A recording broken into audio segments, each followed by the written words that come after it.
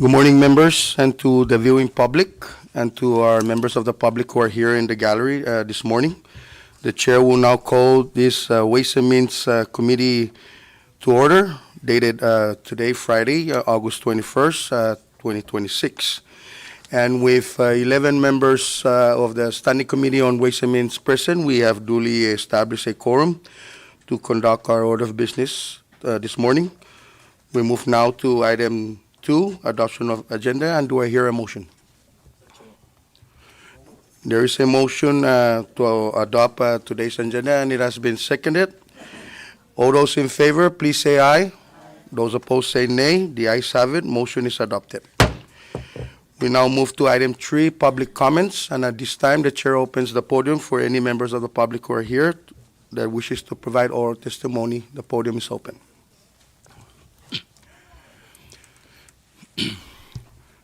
Seeing that there is no public comments, therefore the chair now closes public comments and moves further down on our order of business.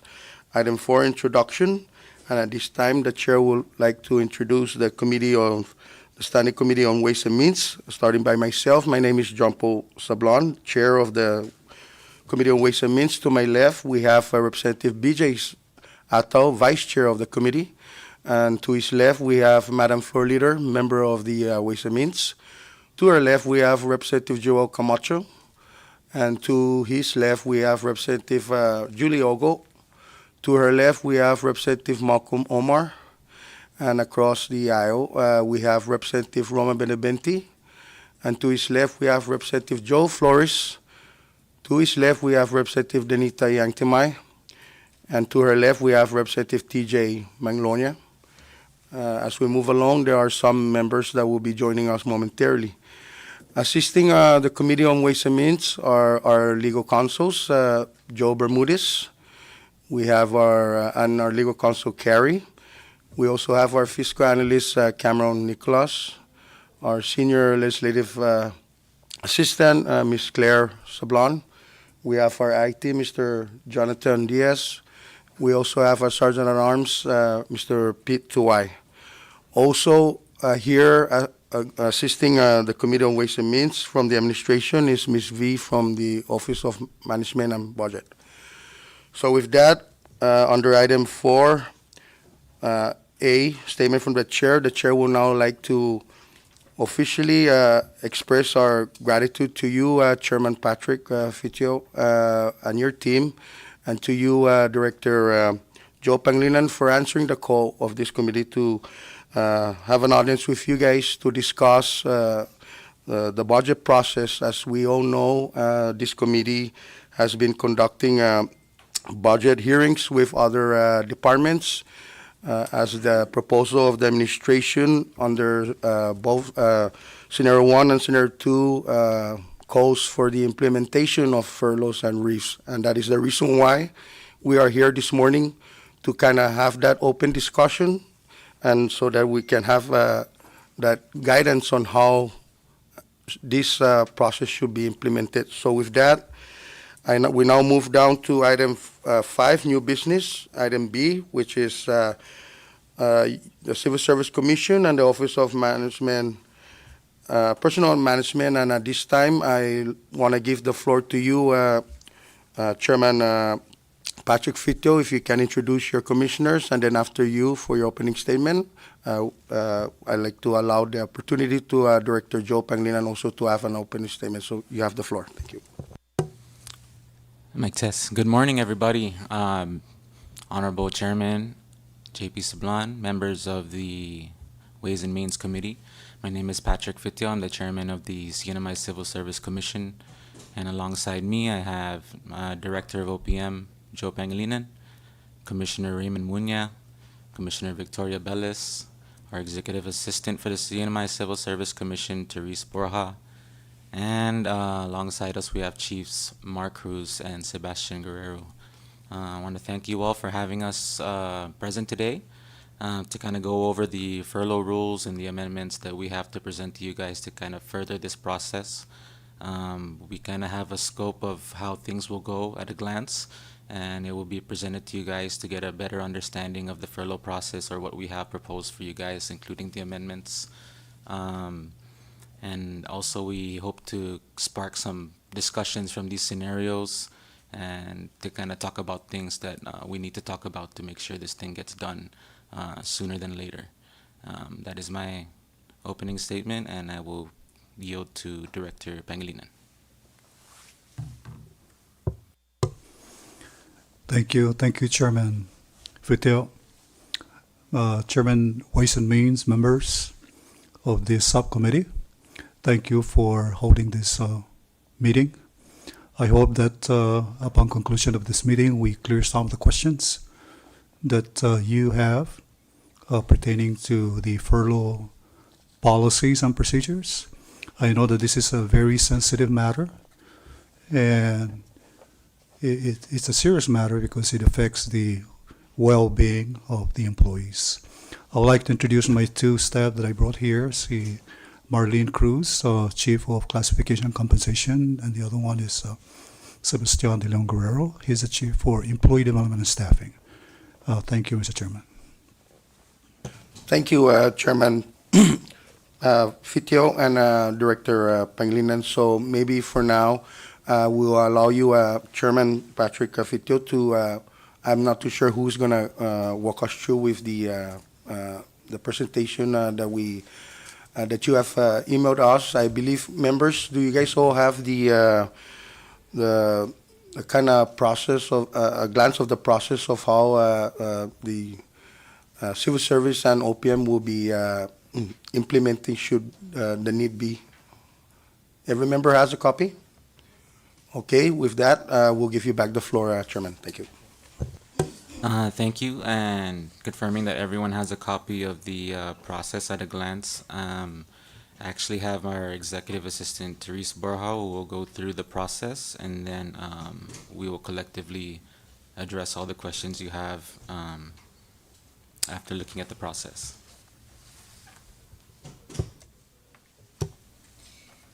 Okay, so just to let you all know that the commission had met around August 6th to go over the proposed amendments to the regulation for furlough.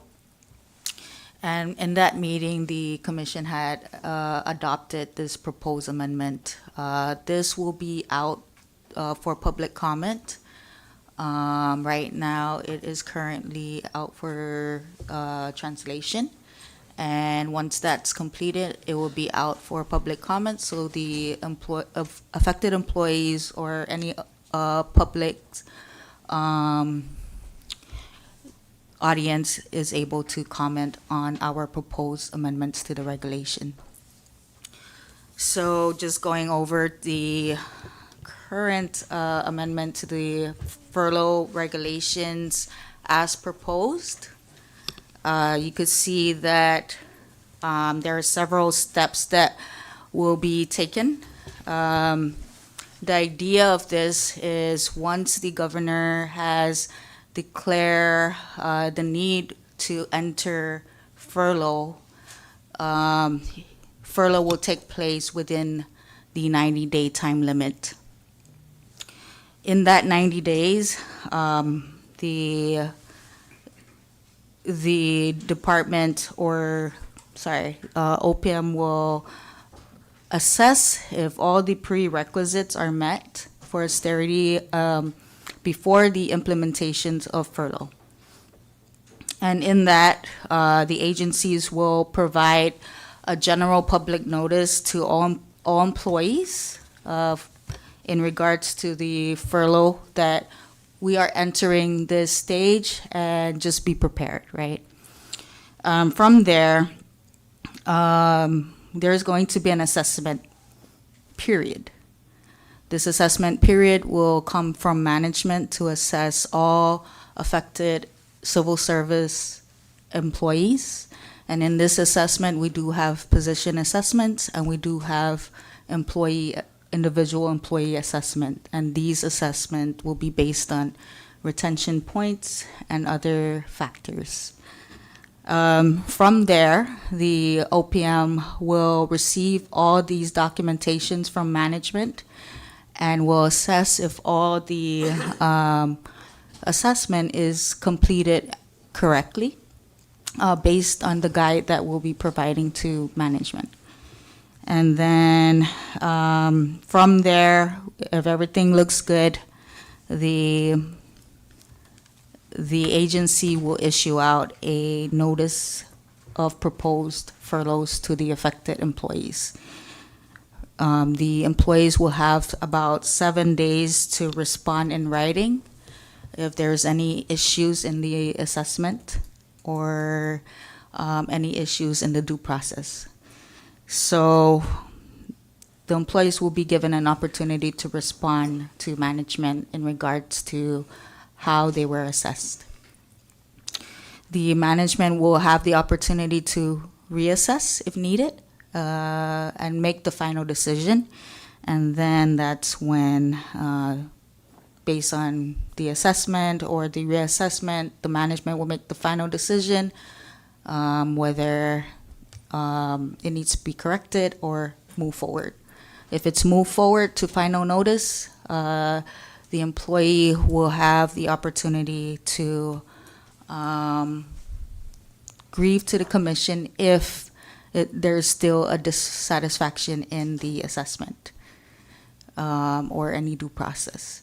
And again, these were all considered when we met as a task force and the committee and the commission as a whole. So any questions on the process in a glance?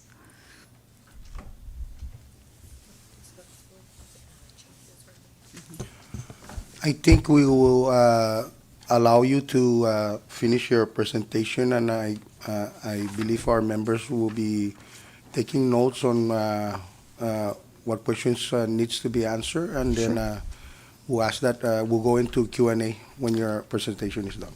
Okay. Part of the main reason why we are looking to amend the furlough regulations, because the existing furlough regulations does have a lengthy process.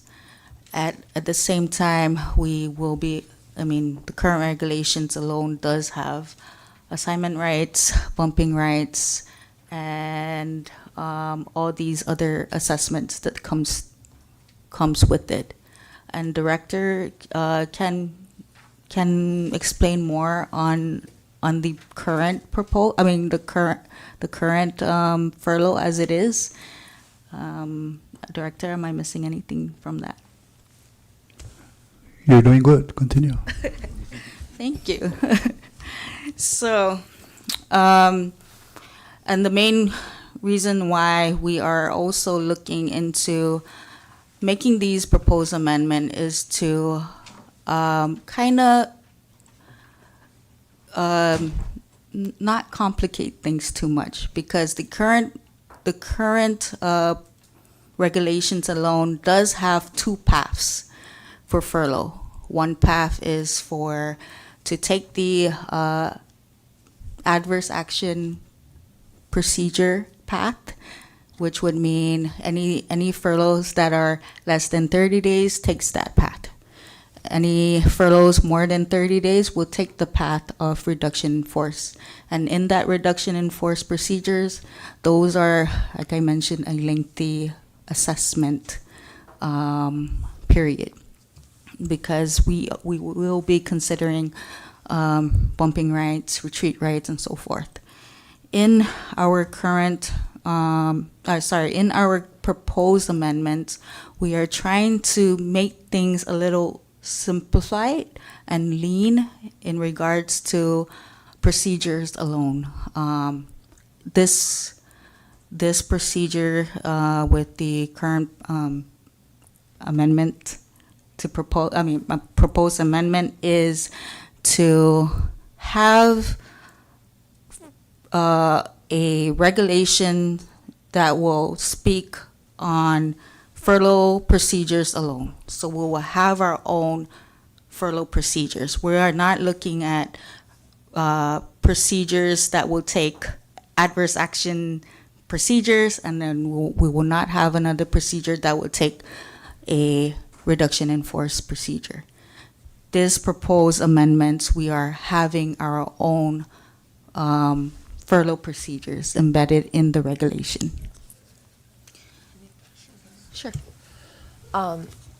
Just to add to what our executive assistant is saying, what we've proposed is to extend the length of time in which a civil service employee has protections as a government employee under furlough. So previously, furlough was only 30 days, and then it is treated as an adverse action.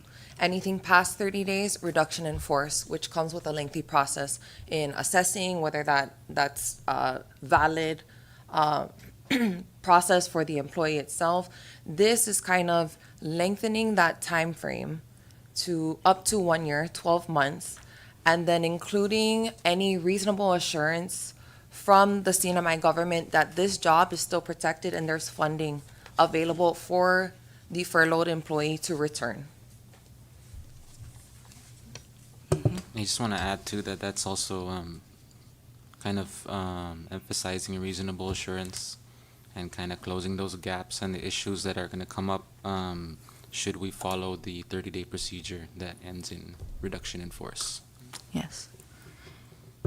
And speaking of due process, we wanted to include in our regulations and really emphasize that there will be an opportunity for the employee to respond on this assessment. So in our current regulations alone, going through the reduction in force procedure, that procedure does not specify that there is an opportunity for the employee to respond to the management's assessment. In our proposed amendments, we are allowing the employees to go over the assessment as well, right? And to respond to management's decision. So almost similar to the adverse action procedure, but in this procedure, we are having the furlough procedure in its own embedded in its own regulation.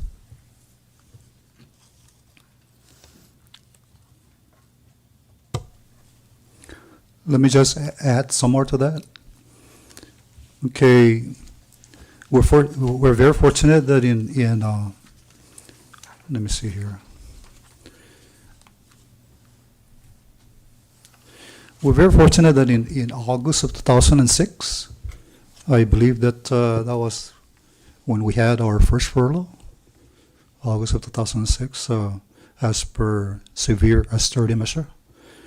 Fortunate that we did not have a case, complaints from employees, because we kind of shot from the hip. And at that time, we were caught off guard, and the furlough went on. And even during the time of the furlough, there are employees that were complaining that why I am in the government for 10 years, and the person next to me is only first year, and I get furloughed and the other one not. For example, that's the common questions they will raise, no? Okay, in addition to what Therese was saying, is that let me just kind of develop a scenario here. The governor issued a declaration, no, saying that it's time that we implement a government-wide furlough. Then the departments and agency heads were informed, no, and then the department agency heads informs the employee that this thing is happening.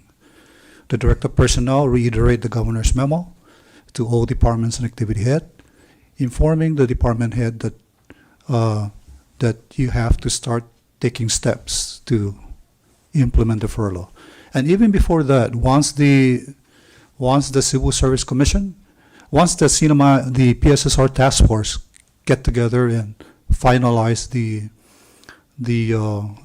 furlough procedure, then we will make that ready for the departments and activity heads to start going over it. And we will be working closely with department activity heads to make sure that if they have questions, we answer those, and so that when they implement the furlough, it's complete and accurate, no? So we can minimize complaints from employees.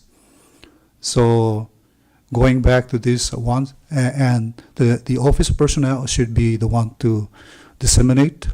With that memo that I sent out to departments and activity heads will also be included the procedure, the written procedure, and also the forms that they have to complete. The departments and agency have to complete that form.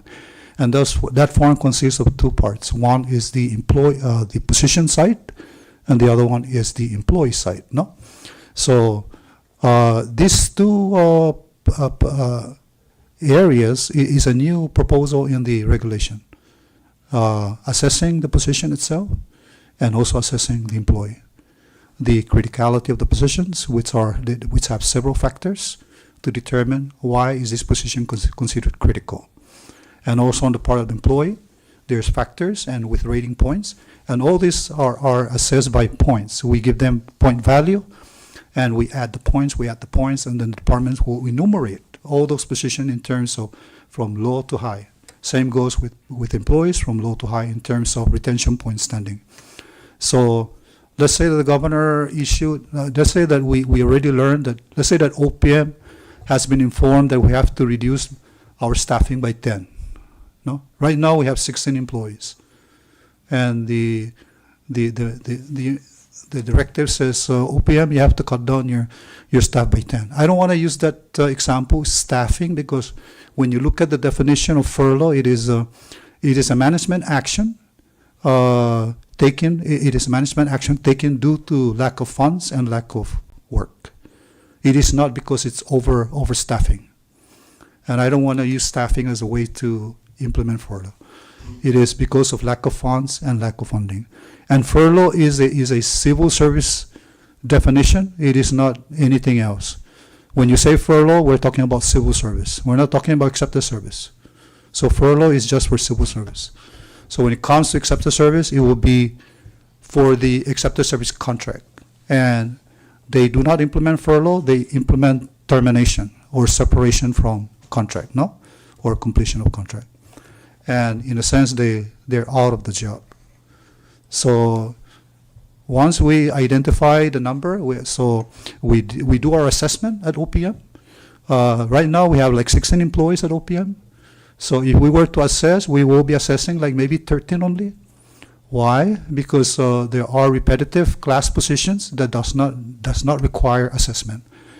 Once you assess, let's say for example, we have personal specialist 2 and we have 3 of those. So we're only going to assess one personal specialist, will cover both 2. And personal specialist 3, we're only going to assess 1. The only time that we will be assessing further the personal specialist 2, if that particular personal specialist 2 is assigned with a special project, or there is a special there is a more complex and greater scope of work that requires maybe certification for the employee to do that job, although it's still personal specialist 3. So that will require an additional assessment, and that will be reflected on the rating points based on the factors, no, on the position factors. So once we identify all the numbers once the assessment is done and we review and it's good, then if that were to be a department, the director of personnel will review the submission of the assessments and the listings that will be either positions to be removed, and employees occupying the position to be furloughed, telling them that it is good, you can proceed with the furlough.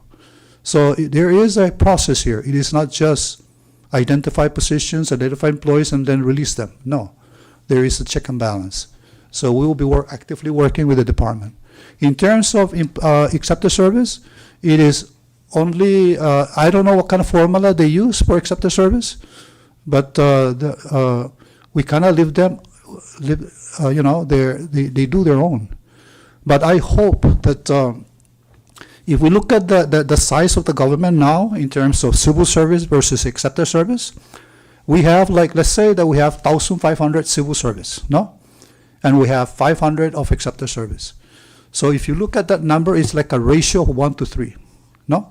So I hope that when the furlough comes down, it will be a ratio of 1 to 3. Like for every 3 civil service that you remove, at least you remove 1 accepted service.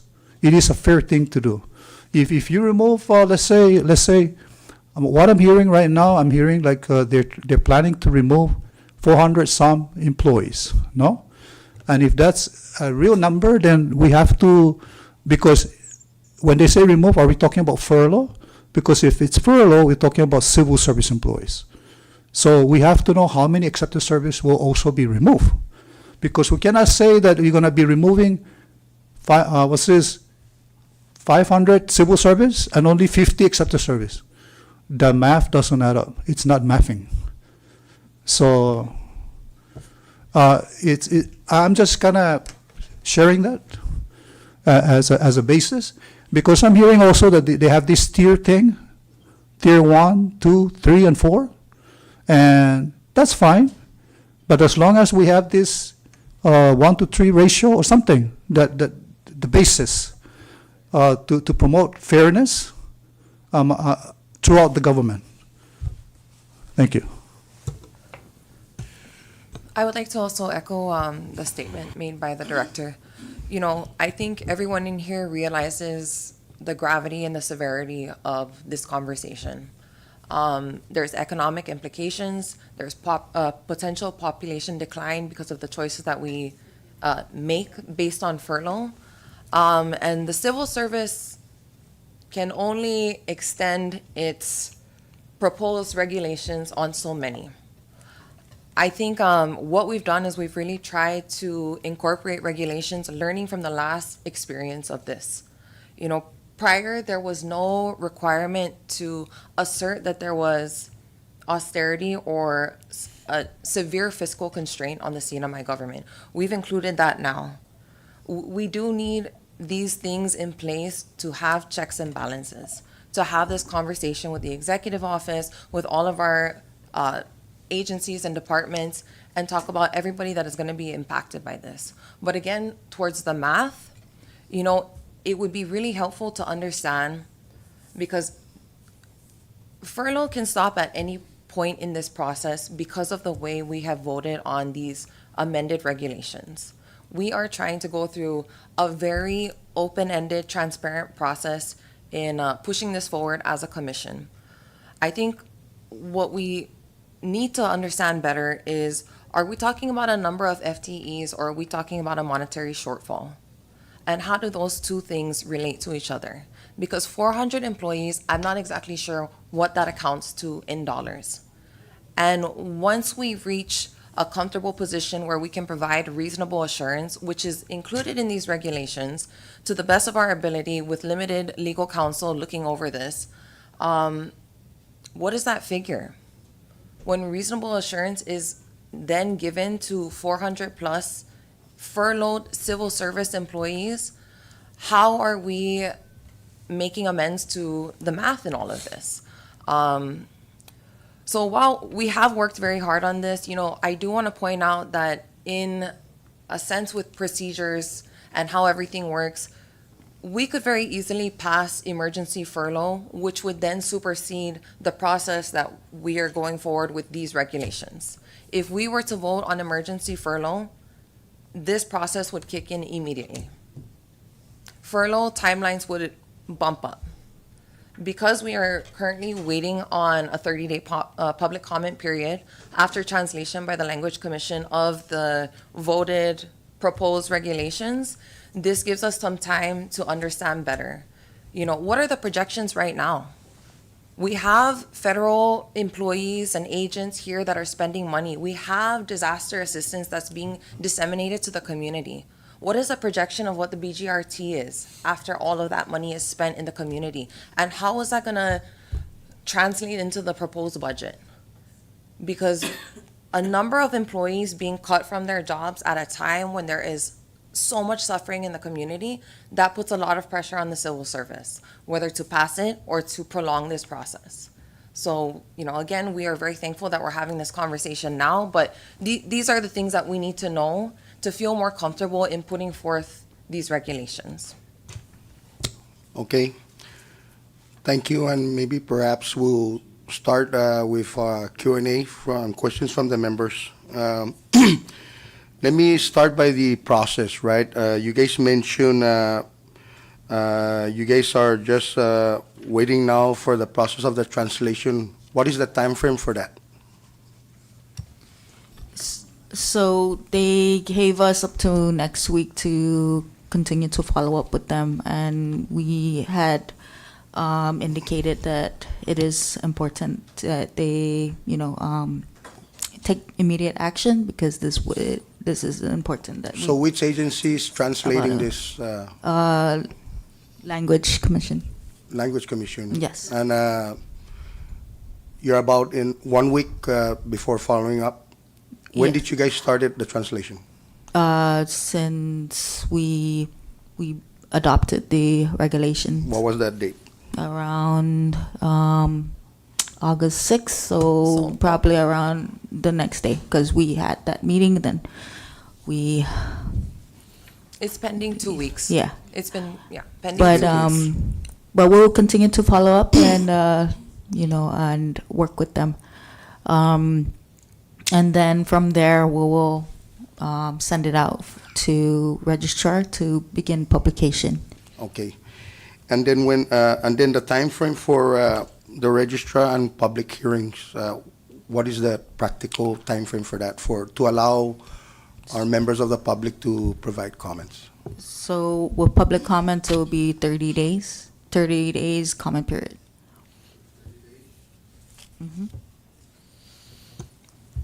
And then after public comments, after 30 days, what's the next process? If we do receive any public comment, it is brought back to the commission to review these comments and take action if needed. From there, once everything is considered, we will push it out for final publication. And that will take about 10 days to effectuate. 10 days after publication, right? Okay. And then, which leads me to, I know that some of you guys spoke about emergency regulation. I know that months ago, there was that open discussion before this body as well. What has happened with that? That process of moving to emergency regulation. So the commission had reviewed the proposed amendments to the furlough, and we also have the emergency regulations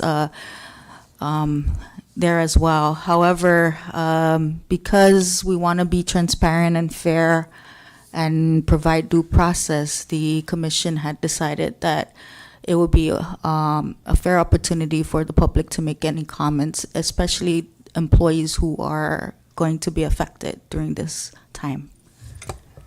Essentially, the emergency regulations are a duplicate of what the proposed regulations are. They're very, very similar in what the process would be.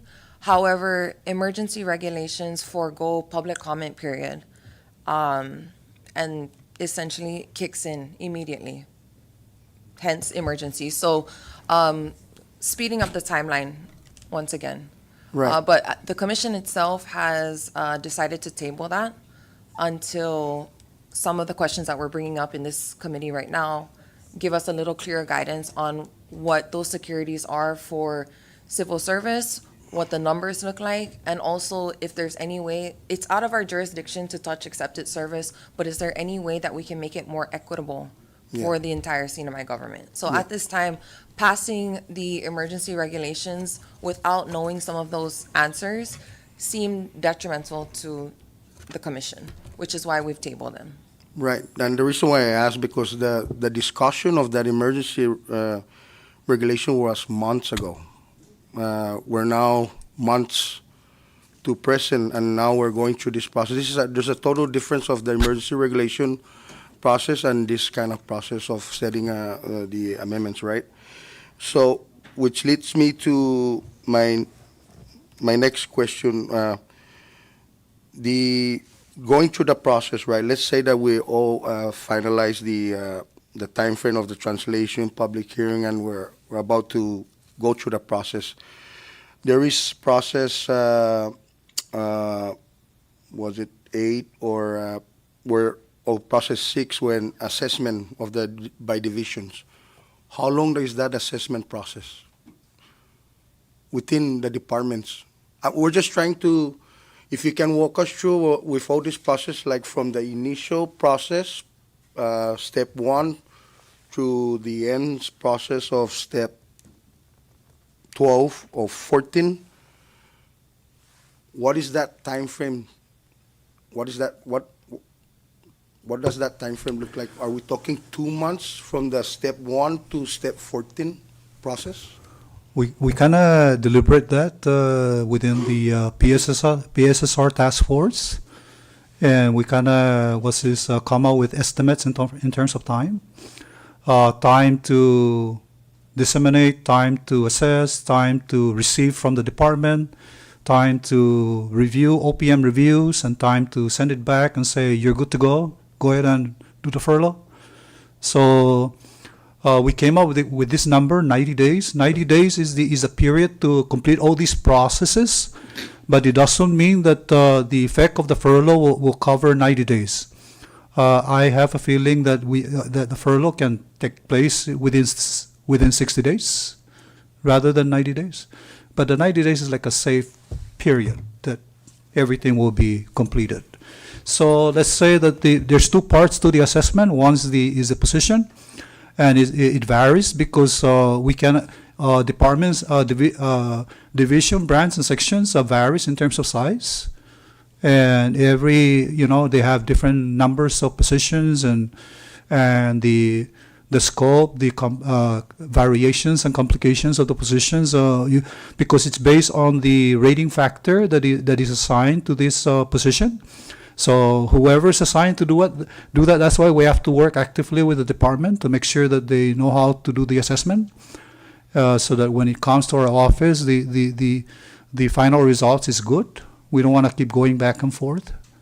So that when it comes to our office, it's good. We can clear it and say, okay, go proceed with the furlough. So the timeline here, Mr. Chairman, is it varies.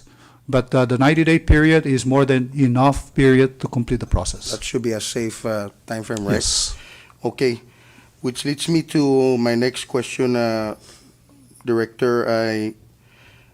I know that you mentioned that history tells us that we've tried implementing back in 2006 furloughs, right? Yeah. What is the formula or the practical way to declare employees to be furloughed? Are we, like for instance, for example, first in, last out, or last in, first out? Or are we basing the employees by performance, right? Because why should we penalize an employee who is a very aggressive employee versus a long-term employee who is always having AWOL, absence of leave? What is the formula or practical way in kind of, if we have already a picture on how many employees is the go-to furlough, right? Do we furlough by performance, or we just decide last in, first out, first in, first out? So, Chairman, I can take a stab at that question, and then it could be further echoed by the director. The simplest answer to your question is to follow a retention point system. So there's a point system in place. The intent of the system is to really look further on the position rather than and not the employee. So and then that point system, it's years of service, their evaluation, the credentials they have. It's all of that factored into, again, a points system. So all point systems are factored up, and from there you will have the assessment of the positions, not the name, but the positions of the employee who are being, lack of a better word, being tallied. I yield for now. Okay, let me just add to that. Okay, under the old regulation, the one that is currently existing because the new one has not been effective yet. Uh, the more than 30 days and less than a year furlough pretty much ties in with the reduction in force. They're together, meaning that if we follow the existing regulations, they do have these bumping rights, retreat rights, assignment rights, and competitive process, based on the class positions that you occupy. And one of the reasons why the PSSR task force decided to propose amendments to the current furlough regulation is that after several meetings also with departments and activity heads, they are also raising concerns of other factors that should be considered in furloughing an employee. And some of those also may include AWOL, the hours of AWOL, because right now if an employee has AWOL hours and it has not reached 80 hours, we don't force management to terminate. We just encourage management to take steps to correct the problem, no? So we include that. We also try to include, let's say, grievances, because grievances also kind of leads to less than 3 days of suspension under the grievance procedure. But anything beyond that, it goes to the adverse action, and also adverse action, meaning have you ever been terminated from employment? So all those are factors also, rather than just because performance is just based on the performance rating report. Okay. Yeah. Okay, so you mentioned, which leads me to my next question. You mentioned about the 80 hours threshold of AWOS, right? Yeah. Are there instances that we still have employees that surpass the 80 hours and still in the government? That's a good question, Mr. Chairman. Yes. So are we following the regulation that calls for 80 hours after you surpass that, you're bound for termination? So Yeah, here's the thing. The existing regulation it did not say shall. It says may be terminated. So that may be kind of allow discretion on management. well, and that's the reason why, Yeah. Director, Yeah. I asked the earlier question, what is the formula to kind of gauge on which employee do we furlough? Because if the person that's always not calling for work, but still in the government, We go back again. and we're punishing the one that's always at work, giving its all, Yeah. and providing the efficient services to our government. That's the reason why I asked that question. And The improved version of the assessment form will address that based on the new procedure. We'll address which that. is not yet implemented, right? It will include service credit. It would include conduct. It would include time and attendance, which covers AWOL. And also, there's two parts, and the other one is the assessment of the position, the criticality of the position. Because go ahead. And if we can address that may be terminated, right? Because we're giving, Yeah. it doesn't make sense that the regulation is giving a threshold, but yet we're giving leniency may be terminated. I mean, then never mind about the threshold then, right? You give threshold and then you say may. Yeah. Yeah. For me, it doesn't make sense. The commission is aware of it, and they're making some changes to the regulation because this has been a handed down regulation. Okay. So Thank you. So it leads me to my last question for now before I give it up to the members of the committee to ask their questions. So my question now will be, are we still doing annual evaluation performance assessment? yes, Because at certain time we stop and so now we're back. yes. Because that's very important. We need to continue. Maybe funding might be an issue, but Yes. Having this annual performance gives the government or the division and department kind of an assessment of the employees they have, right? And gauging them on their performances. I think it's very important. Yeah, Right. monetary awards does motivate employees, but even in the absence, they still need to be evaluated. Thank you, and I now give the floor now to Vice Chair Bigetto. Thank you, Chairman. Good morning to the Civil Service Commission Director and to your team. Man, you guys are in a tough situation and coming up with these regulations.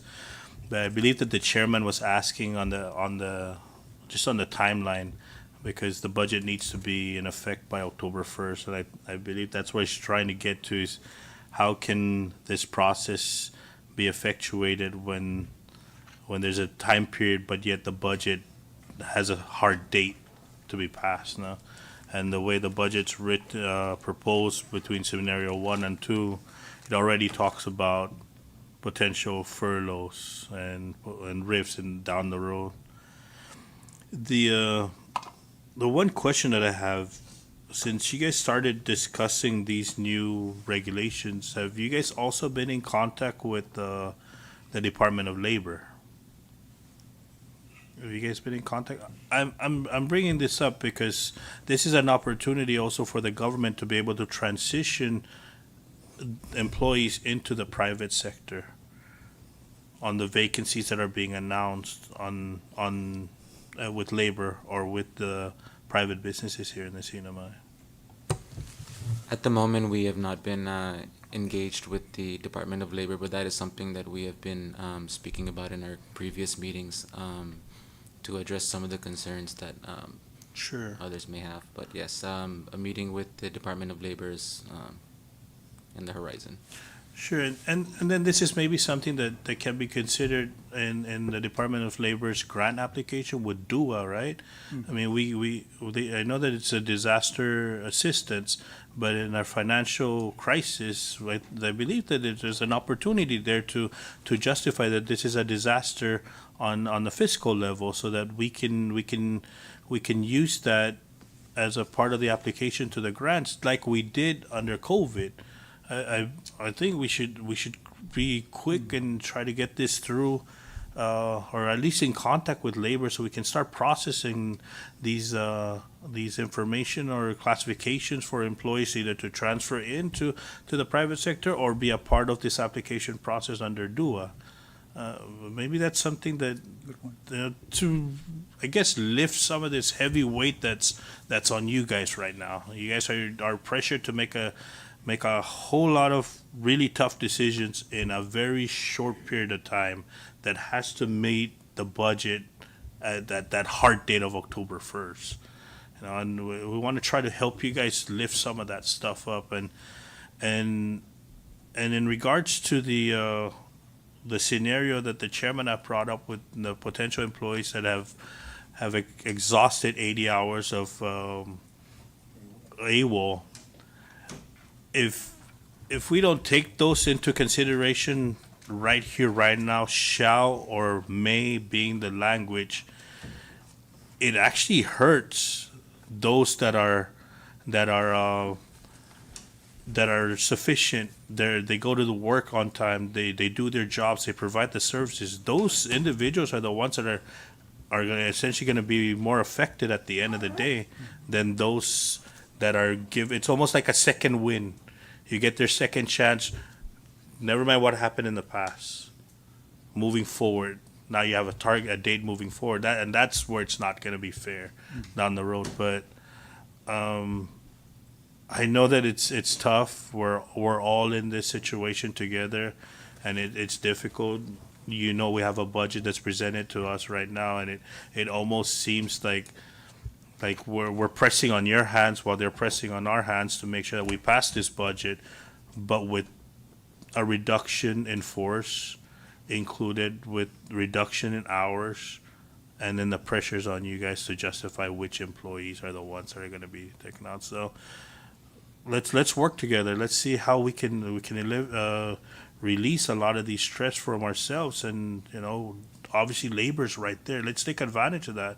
If we don't start today, then Monday's 2 days later already. If we can at least send a letter to to the Secretary of Labor to consider these options that are facing the CNMI right now.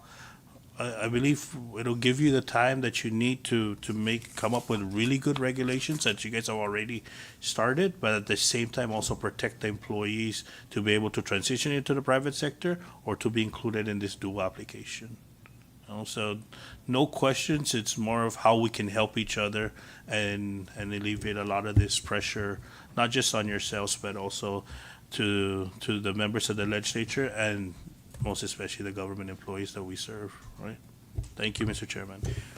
Thank you, Vice members. Any members have a question? Recognize Madam Floor Leader. Sorry, I'm just always extra, but I'm looking at my time because I'm not sure how long we're transitioning into another meeting. But there's some things that I want to say, and I think I've had this discussion with Director Pangilinan in the 23rd Legislature about the structure of OPM and civil service. And it always comes back to Executive Order 94-3. Period. And that's what we're operating under right now. There's civil service and there's accepted service. So, under 1 CMC 8131, the Personnel System, Service System Rules and Regulations, the CNMI government employees divide into two overarching systems, Civil Service Classified and Accepted Service Contract. Is that correct? Okay. With distinct subtypes within each. Director Pangilinan, OPM's own fiscal year 2024 citizen-centric report confirms that all of these contract types are actively in use across executive branch agencies. Is that right? Yes. And understanding which employees fall under which category is not academic. It determines who is protected by furlough procedures, who can be terminated without cause, and who carries a property right to continued employment. Is that correct? Yes. Okay. All positions in the civil service system are merit-based, classified on the OPM master list, and carry full employment protections, including the right to advance written notice, an opportunity to respond, grievance to the CSC, and appeal rights. Is that correct? Yes. Civil service employees have constitutionally recognized property right to continued employment. Is that correct? Yes. Furlough of a civil service employee requires compliance with the full adverse action procedure under NMIAC sections 10-20.2, 257. Yes. Okay. And so within the civil service, you have probationary appointment. That is the point of entry for all permanent civil service position. Is that right? Yes. Okay. And upon that, after that is they're on probation between a minimum of 6 months to 12 months. Is that correct? Yes. And then they advance from from probationary to permanent career appointment, which means an employee who has successfully completed probation and demonstrated satisfactory performance holds a permanent appointment. That is the highest level of civil service protection the employee holds, which is property right to the position and cannot be removed, demoted, suspended, or furloughed without following full adverse action procedures, including the X number of days, right to respond in writing, written decision, and appeal to the CSC. Is that right? Yes. And then after that, there also is a provisional appointment, which is a non-permanent appointment used to temporarily fill a permanent position with no eligible list that is available to us. That is the 90 days. So with the director of personnel authorized to extend for the additional 90 days if the examination process has not produced qualified candidates, how many provisional appointments still exist within the executive branch or any of the government branches that have exceeded 90 days and just don't want to take the position because of whatever purpose? How many do we have? Under provisional? Mm-hmm.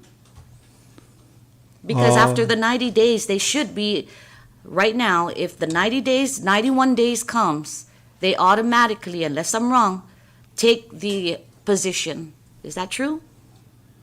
Yes, provisional is utilized by management. Okay. It's a type of appointment Okay? that management can utilize based on urgency to fill the position. And so who is management when you say management? Is that OPM management or is that a director or a secretary? Throughout government departments and agencies, What does that mean? meaning the department head. And so when you say department head, is a department an agency? They always use these department and activity heads. We do have 10 departments in the government, Okay. and agencies may include other offices and throughout under the office of the governor. So how many agencies do we have within the government? When I attend cabinet meetings, sometimes there's like 30, 30? Okay. 30 or plus. All right. And so unless it's clear in the law who the expenditure authority is, those are the ones signing off on their contract. Is that right or am I wrong? On the employment documents, yeah. Okay. So OPM processed 33 provisional appointments in fiscal year 2024. Provisional employees must meet qualified minimum qualifications for the position, but do not acquire permanent civil service status. So the 33 that OPM processed in fiscal year 2024, are they still reoccurring? Every 89 days they go through this process and they're still at 90-day provisionary timeline? Did you say 33? Yeah, And that's based on the CCR? 2024. Uh, Unless that number's wrong, did you approve any provisionary? Yes, Okay. I do. Over Okay. time, yeah, I do approve. So in fiscal provisional. year 2024, how many was provision? And I'm getting to this because it's coming down to a money figure. Well, I have a feeling that by then they're already converted to probationary, and then they're converted to permanent. So Okay, but let's take an agency, for example, OPA. Still no permanent person, but still acting within 90 days capacity. Does she continue to convert, or not she, but the position? Since we can't find anyone that wants to take that position, they are still in acting capacity, correct? OPA, OPA, Yes, that's not within the civil service system. thank you. Because I'm going to get to that real quick. But thank you for clarifying that. So a limited term appointment, an appointment to a position for a defined period not to exceed 1 year, used when the position is funded for a specific project or fiscal year, but the need is expected to continue beyond a temporary assignment. OPM processed 49 new limited term appointments and 47 renewals in fiscal year 2024. Limited term employees may serve full-time or part-time. They do not acquire permanent civil service status at the end of the term. Is that true?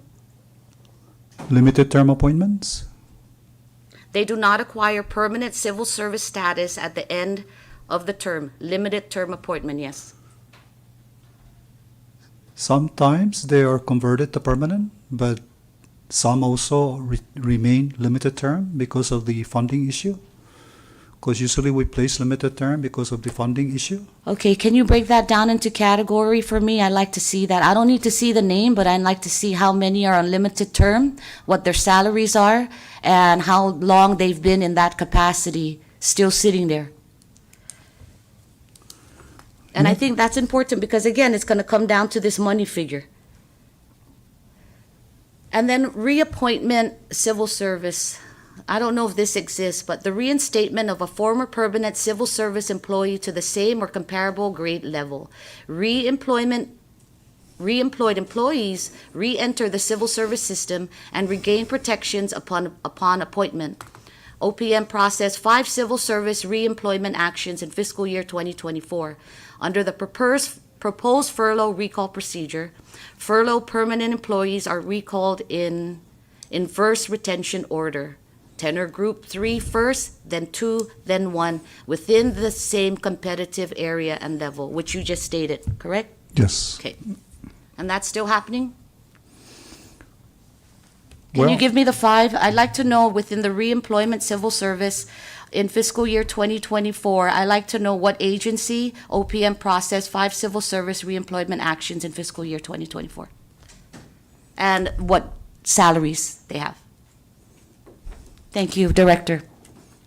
And I apologize, I did not say good morning, but, you know, this is an issue now that is being passed on to the legislature to determine what are we going to do to keep people employed, keep food on the table, power on, bills paid. We didn't create this problem, and neither did the employees. And I apologize that now this burden is on you guys. So let's go to accepted service. These are the contracted, the ones that's a big problem. Accepted service positions are specifically exempted from the civil service system by statute under 1 CMC 8131A, which lists 13 categories of exemption. These employees hold no property to continue employment. And there is a language that we use, right? And I believe it's, you have all of your duties on accepted service contract, and then there's always this one sentence that says what? Do we know what that is? Other related duties as assigned? All right, you have that, and then you have another one that before they sign their contract, it says another phrase. Do you know what that is? Before they sign the contract? Yeah. True and correct? You're at will, right? So the Oh, government, okay. if the government decides, I don't need your services, you're done. Or in some cases, if your God was wrong, you're fired. Okay, I'll let it end there. They are governed by the Accepted Service Personnel Regulations, ESPR, and may be terminated without cause. There it is. Upon 60-day notice. Is that day notice still active, or is the 60-day notice, has that been converted to 30 days? I think that's still in effect. Good, okay.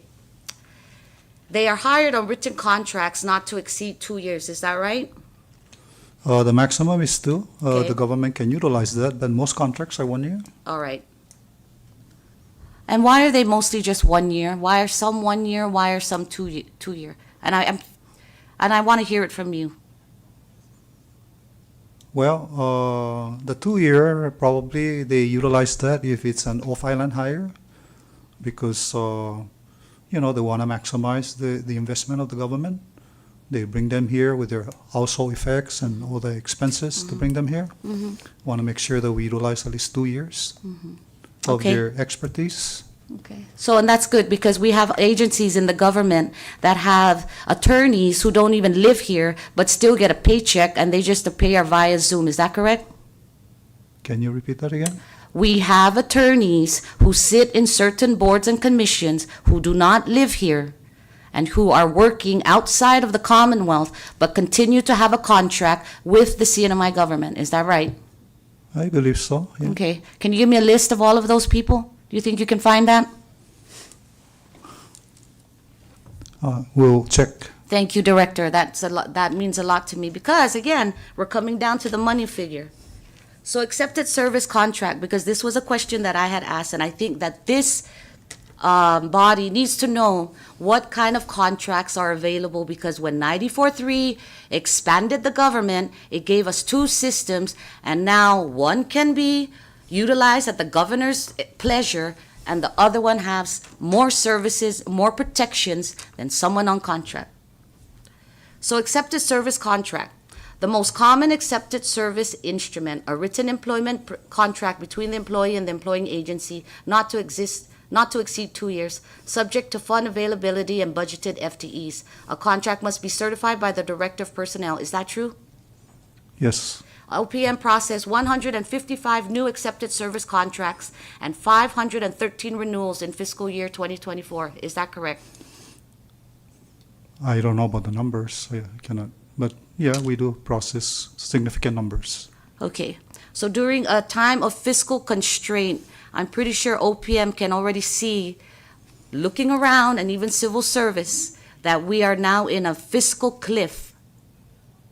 Have you renewed any contracts or have you had any new hires since January of 2026? That's a very good question because even my staff are raising that question. Should the end of contract be on January or should it be September 2027? I kind of sent a legal service request to the AG to And kind how of long, okay, go ahead, sorry. to provide me guidance on that because even if they go all the way up to September 2027, you know, the new whoever comes in still have that option to, you know, to give them the 30-day notice and give them, you know, the courtesy and then hire the person that they want. So basically, you can hire any given year under 13 different types of contracts, depending on how it's justified. Yes or no? So if the governor calls you, and I'm not just gonna, I'm not trying to say anybody, but he's an expenditure authority under the executive branch. If the governor says in February, I need to hire somebody for 2 years, and you don't see it as a need, do you hire him or her? Well, once the contract is signed by the governor, and because if you look at the accepted service contract, there's 9 signatures on the accepted service contracts. First, the appointing authority, and then the Office of Management and Budget, and then Finance, and then myself, and then the Attorney General, and then the governor, Okay. and then the employee, and then myself. Okay. And then I sign also, and then the employee sign the terms and conditions, and also myself. Okay. Are there any particular times, and again, I need to establish record because it comes down to the money and the determination of whose responsibility is it and the fair process of who will be furloughed, who has the powers to furlough somebody, and if it's even legal at this point. Okay? So when we talk about special and unique accepted service, does that exist? Does that have a separate NOPA number classification? Well, this body came out with a law that under 8131 kind of allows the department because there's 2 kinds of accepted service. One is those that are being utilized by the department, and the other one is that is by statutes under the Office of the Governor. Correct. Yeah. Okay. So those are departments. 8131 kicks in at a, I think, certain letter there. I think E or something, and then that one there has to be justified, like what you say, special and unique. Can you give me that number and category, please? Based on your explanation. Again, can you? Special and unique accepted service contracts, right? Okay, what it is that, let me give you example. Okay, let's say that Department of Lands and Natural Resources, they want to hire a marine biologist. Okay, we don't have a lot of people walking on the street with marine biologist degree.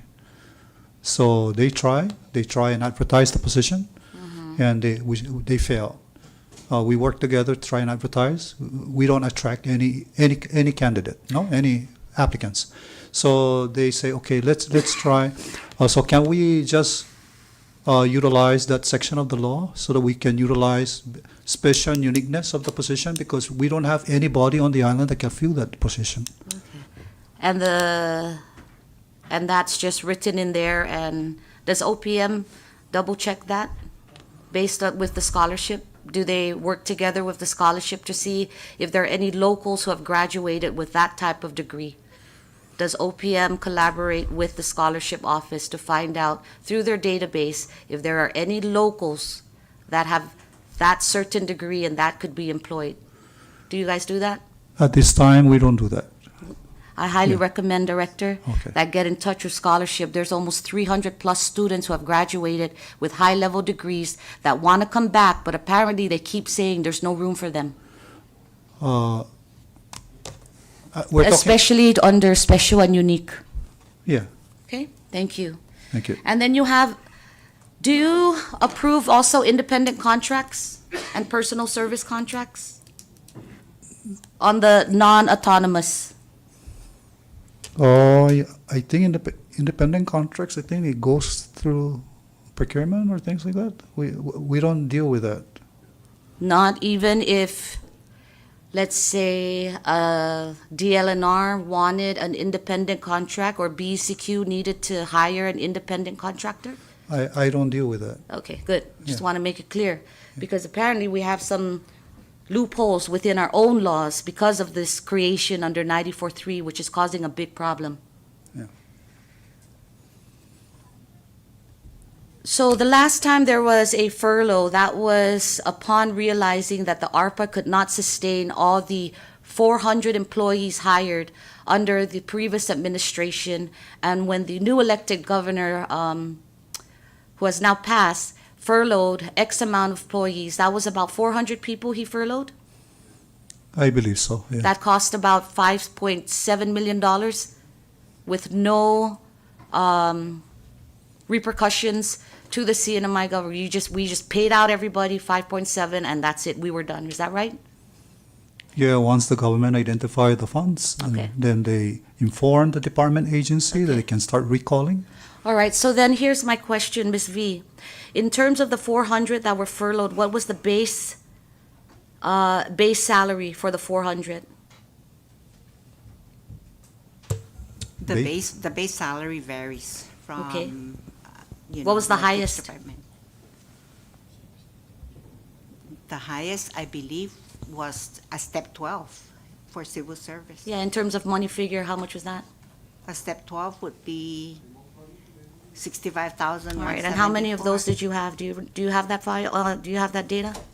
I don't have the data at the Okay, moment. I'd like to find out because then that'll give us a baseline for the number. So 400 people were furloughed upon the newly elected Governor Palacios at the time.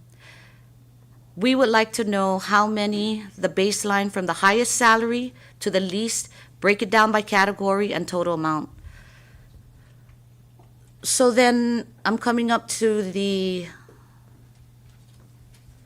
so in civil service right now, they have more protections than accepted service. And that goes back to what you were saying, Director and Board Member Bellis, is how much is that going to cost? And who's going to pick who's going to be furloughed or not? Director Pangilinan, as of now, do you know how many jobs are available on the government OPM list?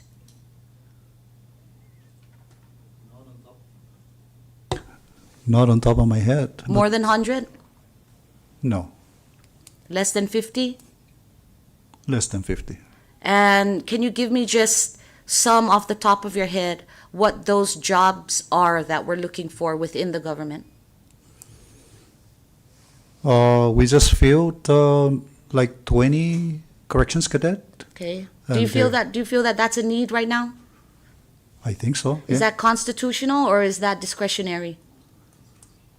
Well, they have to meet the mandate of the department, and in order to do that, they have to hire people to make it happen. Okay, so it's constitutional because it's Yeah. public safety, correct? Yes. Okay. So public safety, what else? And then advertisement, sometimes 2 positions, 1 position. It's less than 50. Okay, so we always see admin assistant, is that correct? It's a common vacant position. Okay. Do you ever see an admin assistant with a master's degree? Yes. Applicant? Yeah. Yes. And And sometimes we question, why is this person applying for the admin assistant? I don't know, I was going to ask you that question. And I think it's a valid question because even people with master's degrees coming in as overqualified, but we're going to hire somebody else because for what purpose? And again, this is coming back to what is important and who determines that. Because it's the responsibility of you guys now to determine. And if we're not getting qualified people, then I can understand the furlough. But if we're also going to pick and choose because they're our friends and not, or their Gazu was different than somebody else, that's an injustice and that's not fair. We do our part when it comes to making sure that when we provide the department agency a list of eligible candidates, we make sure that they exercise due diligence Okay. to contact, to schedule, to interview, and to come up with probing questions during the interview so that the end results of the interview will be true and correct. So here's my question.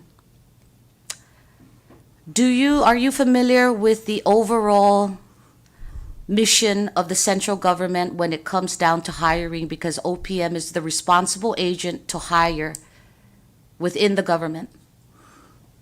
Well, let me just clarify that OPM is not responsible for hiring. We are responsible for assisting departments and agencies with their recruitment needs. And that is meaning we review their requests, we advertise the positions, we receive the applications, we review, rate, certify, and rank, and then by regulations we issue the top 5 eligibles.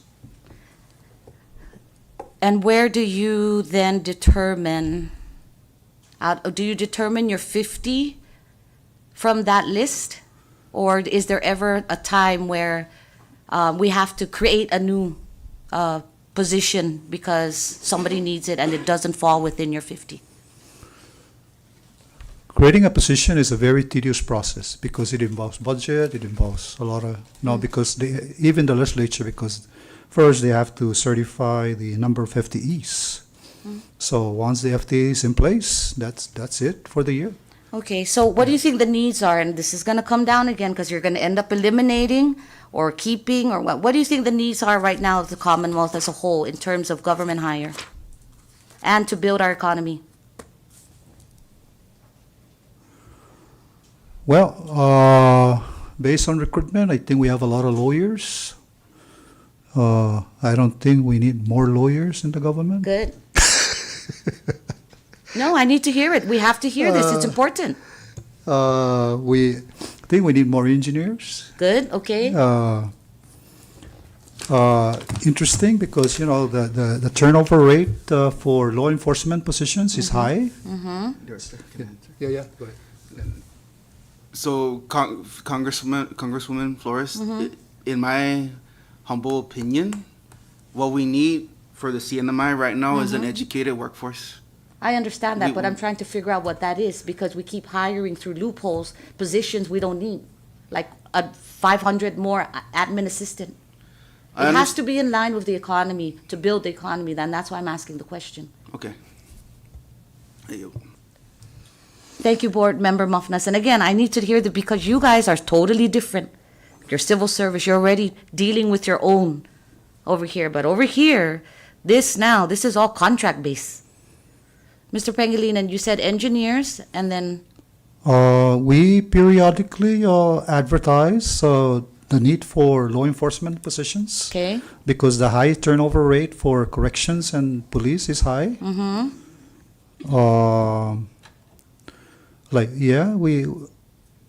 I don't know where you're getting their information, but in terms of admin assistant, it comes and goes. It's not like every time we advertise, there's admin assistant.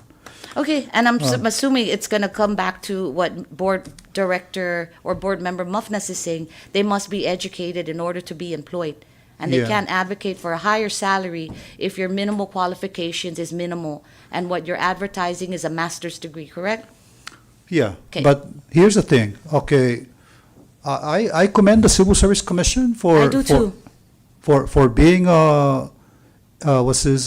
perceptive in realizing that we cannot be so strict on MQRs, What is that?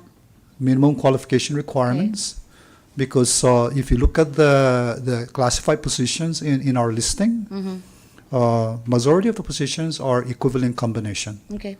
It's not just that you must have a bachelor's degree. Because sometimes they will ask me the question, Joe, which is more important, education or work experience? It depends. Right. That's good. And I'm glad that you guys see that because we're a very small community and Yeah. some people don't have the means to go to college, right? But Yeah. they've worked 30 years doing the same thing over and over and over and over and over again.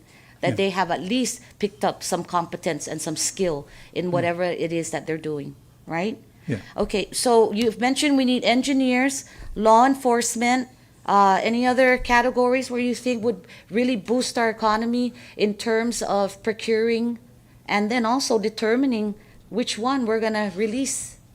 Maybe higher level specialized field, like like fire science, because some of the firefighters they just go through the time in service thing. Okay. but they don't have specialized degree in fire science. Okay, anybody else?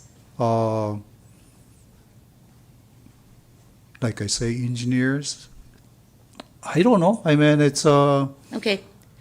And that's okay not to know. Yeah, We're yeah. trying to get a feel of what Yeah. it is this thing is, right? Yeah. And I think OMB also has that responsibility to determine and give to OPM, especially civil service, what types of jobs should be approved under contract, under civil service, while we aim to build the economy. We're not just going to keep hiring and not know where we're going. And the only one that knows where we're going right now is the executive branch and all the councils that are now deemed the responsibility to figure out how to get us out of this economic constraint. And while doing that, they should be involving you guys so that you now can help design what this employment scheme looks like. and if I'm gonna echo your sentiments, like we should get involved. I hope that Absolutely. I hope that when it comes to the actual furlough, they implement a ratio of 3-to-1. Okay, and I'm going to get to that, but I know Yeah. that Representative Manglonia has something going on. I'm going to yield my time, but I do have more questions, and I'm just going to allow myself some grace, give up my time right now, and let my colleague, Rep. Manglonia, take over. I think he has something going on, and I want to respect his time. Thank you, Chairman. I yield. Thank you for yielding, and yeah, go ahead. I'll allow you to answer, respond, Commissioner Mafnas, but after your response, if we can just have your indulgence, the chair forgot to let you guys know early on before we started that there is a scheduled resolution presentation by Congressman TJ. So we will be going in a short recess, and then we will resume our Ways and Means Committee. But go ahead, Commissioner Mafnas. Go ahead. Just one clarification. My last name's Munya. Mafnas is my middle name, I but ca- I appreciate the I reference just to followed through the floor leader. Yes, It's okay. I'm it's so okay. sorry. It's okay. It's okay. It's all right. It's all right. It's all right. Okay, so with that, thank you, members, and to the civil service folks and OPM. We will have a short recess. Short recess.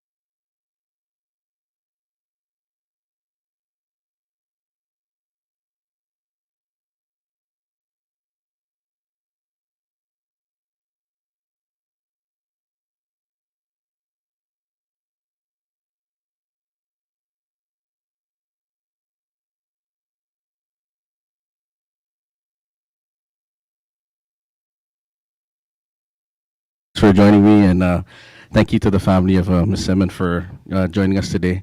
We're here to honor you and your 50 years of service in education. And to put that in perspective, I'm only 34, so. My colleagues here in the legislature, and I'd like to also thank my colleague, Representative Aslo Camacho, who also introduced the legislation and the resolution, the resolution on my behalf, and for all my colleagues for adopting it as a committee of the whole. So everybody in the legislature, at least in the House, supported this, so thank you. And if you could indulge me, I will read all her accomplishments, because it is a long list. So formally presenting House Resolution 2428, a House resolution to recognize, honor, and express appreciation for Rufina Tuloy Borja Semen for 50 years of exemplary and distinguished service in education. The legislature recognizes that selfless service and steadfast dedication to education and uplifting our youth, exemplified by those who devote their lives to teaching, mentoring, and fostering academic and personal growth, serve as a guiding light, inspiring each of us to cultivate our talents and contribute wholeheartedly to the prosperity of the Commonwealth of the Northern Mariana Islands. Rufina Tuloy Borja Semen has devoted 50 years to that noble profession of education, demonstrating unwavering commitment to the intellectual, social, and emotional growth of countless students. She began her distinguished career with 5 years of service at Maristella Elementary School in Palau, where she established a strong foundation for young learners and inspired a lifelong love of learning. She continued her educational journey with 13 years at Mount Carmel School in Saipan, shaping students' minds and character through dedicated compassion and exemplary teaching. She contributed 4 years to early childhood education through the Head Start program in Saipan, nurturing children during their most formative years and promoting school readiness. She has served for 19 years and continues to serve to this day with a distinction at San Vicente Elementary School in Saipan, where she remains a steadfast mentor, role model, and pillar of the school community. Throughout her career, Rufina Tuloy Borja Semen has exemplified professionalism, patience, and a profound passion for teaching, leaving an enduring legacy in every community that she has served. Her dedication has significantly advanced the educational attainment and well-being of generations of students, their families, and the broader community. This august body is honored and privileged to recognize, commend, and express appreciation to Rufina Tuloy Borja Semen for her 50 years of exemplary and distinguished service in education. And again, this is a special one for me. We just met with PSS the other day, and we were talking about how important our students are. It's not about the money. It's about the time that we put into our students, because they are our future. I'm a product of the public school system too. A lot of us are. So when your son approached me and told me that you served 50 years and you're still serving to this day, I only felt that it was right that we took the time to honor you. And I know this is a small token of appreciation from us, but I just want to thank you on behalf of us and the entire legislature for your service to our Commonwealth. Thank you very much. You want to do a speech? You want to do a speech?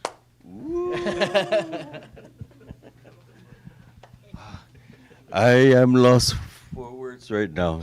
I guess from the bottom of our hearts, we thank all of you for this resolution. Most importantly, thank you, Congressman DJ, for, leading this process. Congressman Osangelo for supporting, and everyone for supporting this resolution. My name is Ben. This is my sister Lynn, our youngest brother Marv, and our brother is also joining us live. His name is Sean. He serves in the military. He's currently, hopefully he's able to see this. He's currently being deployed. And we grew up with humble beginnings, but that's because our mother and our father wanted to raise us to be humble people. They taught us that, people don't want to work with smart people. They want to work with good people. That's the lesson that we were taught. And I would say that a lot of our accomplishments today, it's a testimonial of my mother, her showing us her efforts, her heart, her grit when it comes to work. she's still working now. I'm still trying to convince her to enjoy her retirement, but even though she could, she chooses not to. So she's a true testimony of what passion means, right? Being in the classroom. So there's not much for us to say other than thank all of you. Thank you from the bottom of our hearts. Right?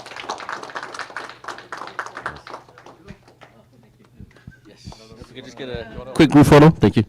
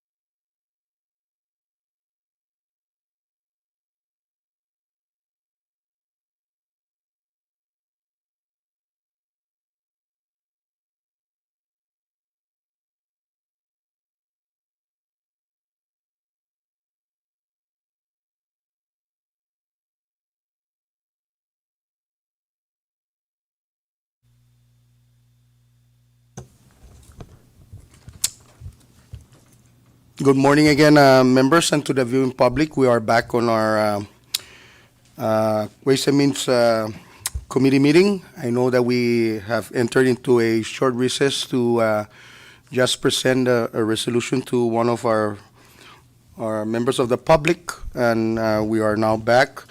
And I know that Floor Leader, Madam Floor Leader was asking questions before we enter into recess, but let's continue with questions and answers, and I believe Representative Roman Benavente raised up his hand for questions. Please, you may proceed.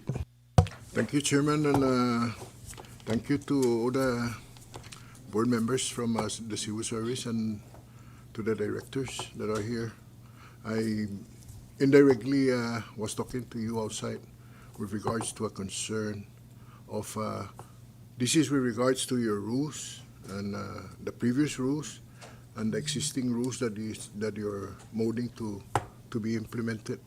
In the past, and this is a concern from the government employee, an employee who has worked for over 20 years in the government, and originally he was a civil service employee. Then he transitioned to accepted service. And then he wanted to, as an accepted service, he wanted to try to make a loan in the bank to build a house. Unfortunately, he was never accepted because of the contract agreement between the accepted service agreement. So basically, he is asking if he could be transitioned back to the civil service, and if he could maintain that same salary, because he's been ever since that if he could maintain that salary that he has, that he's presently have, because he never really exit from the government. He just transitioned to the. So he was asking to do that, if possible, if the rules and the policy allows him to do.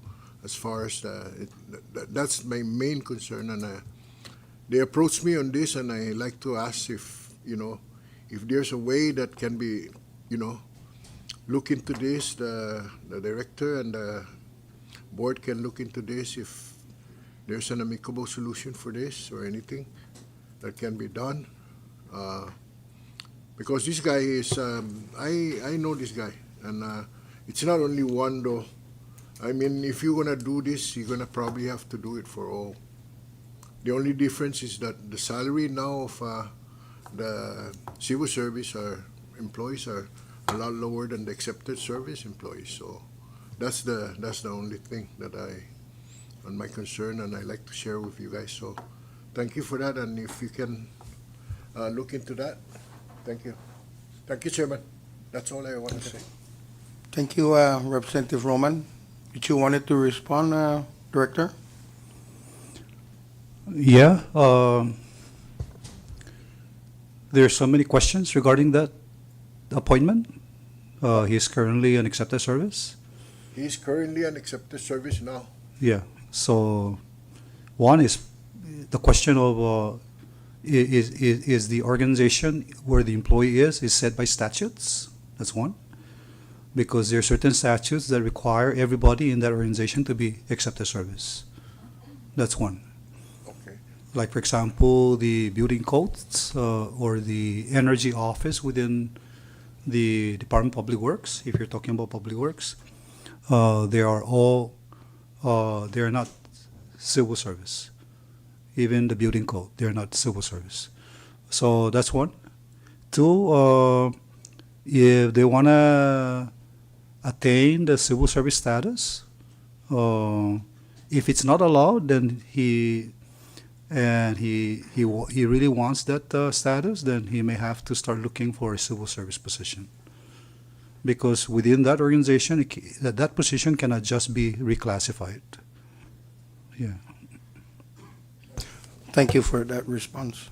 And that's the question that I'm trying to share with you, and let known to the board and to you guys, director, to keep in line in regards to this type of issue, because I don't know that they are, they are exempted or they are not exempted to transition back to civil service. But anyway, Yeah. thank you for the information. Thank you, Congressman. Thank you, Representative Roman Benavente. Recognize Representative Ralph Yumo. Thank you, Chairman. Just one question. I have no issues yet until I guess we see the final recommendation with regards to the rules. My only question is for each agencies and how each person will be chosen to be furloughed. Has the directors or I guess staff that are in charge of the HR part of the government, are they being trained? Are they currently doing evaluations? Because I know we did this during pandemic, and then now we're going through the process again of furloughing. So has I guess the directors or has been trained, or I guess the HR part of the government, to ensure that there's I guess equal protection and not be chosen because of whatever reasons, whether it's political or it's based on performance. When the governor declares that there's a need to implement a full government-wide furlough, then our job, in fact, even before that, our job can start. We can start working once the PSSR task force finalized the furlough procedure. We can start working with the department, and then we will continue because we're talking about 10 departments. So either we set it up by fives, so 5 and 5, that's 10, or by twos. It depends on how we arrange it. That works for us and for them, and we'll meet with them. Maybe the department head and the section chiefs or directors, so that we can go over the procedure and the forms and the timeline and what we need to do at OPM and when can they implement the furlough. Sorry, could I also provide a little bit more context to that? What is currently proposed in the SOP for furlough is kind of a two-step evaluation married to each other. It is one, the employee itself, and then the position. What is deemed necessary for the office department to run effectively? Being that, they would look at how many FTEs within that office. And then if you have 2 special project coordinators, you then look into the evaluation of both employees and measure that in terms of making a decision as far as furlough. Okay, I guess I'll try to be more specific. So we have 2 same positions, for example, one is 10 years, one is 2 years. We kept the 2 years because of performance. My question is, has the director or the head of the department or whoever's in charge of performance evaluation implementing this at least over a year? I think that's my question. So we're trying to reduce grievances and filing complaints and all that. So has the directors for each department been implementing performance evaluations, whether it's attendance or any minor incidents or something like that, so that we can grade a person based on actual performance, not based on years? It's just Annual performance evaluation is conducted at departments and agencies on an annual basis. And they do have records. And on our site, we have completed already assessing all the service credits for all civil service employees.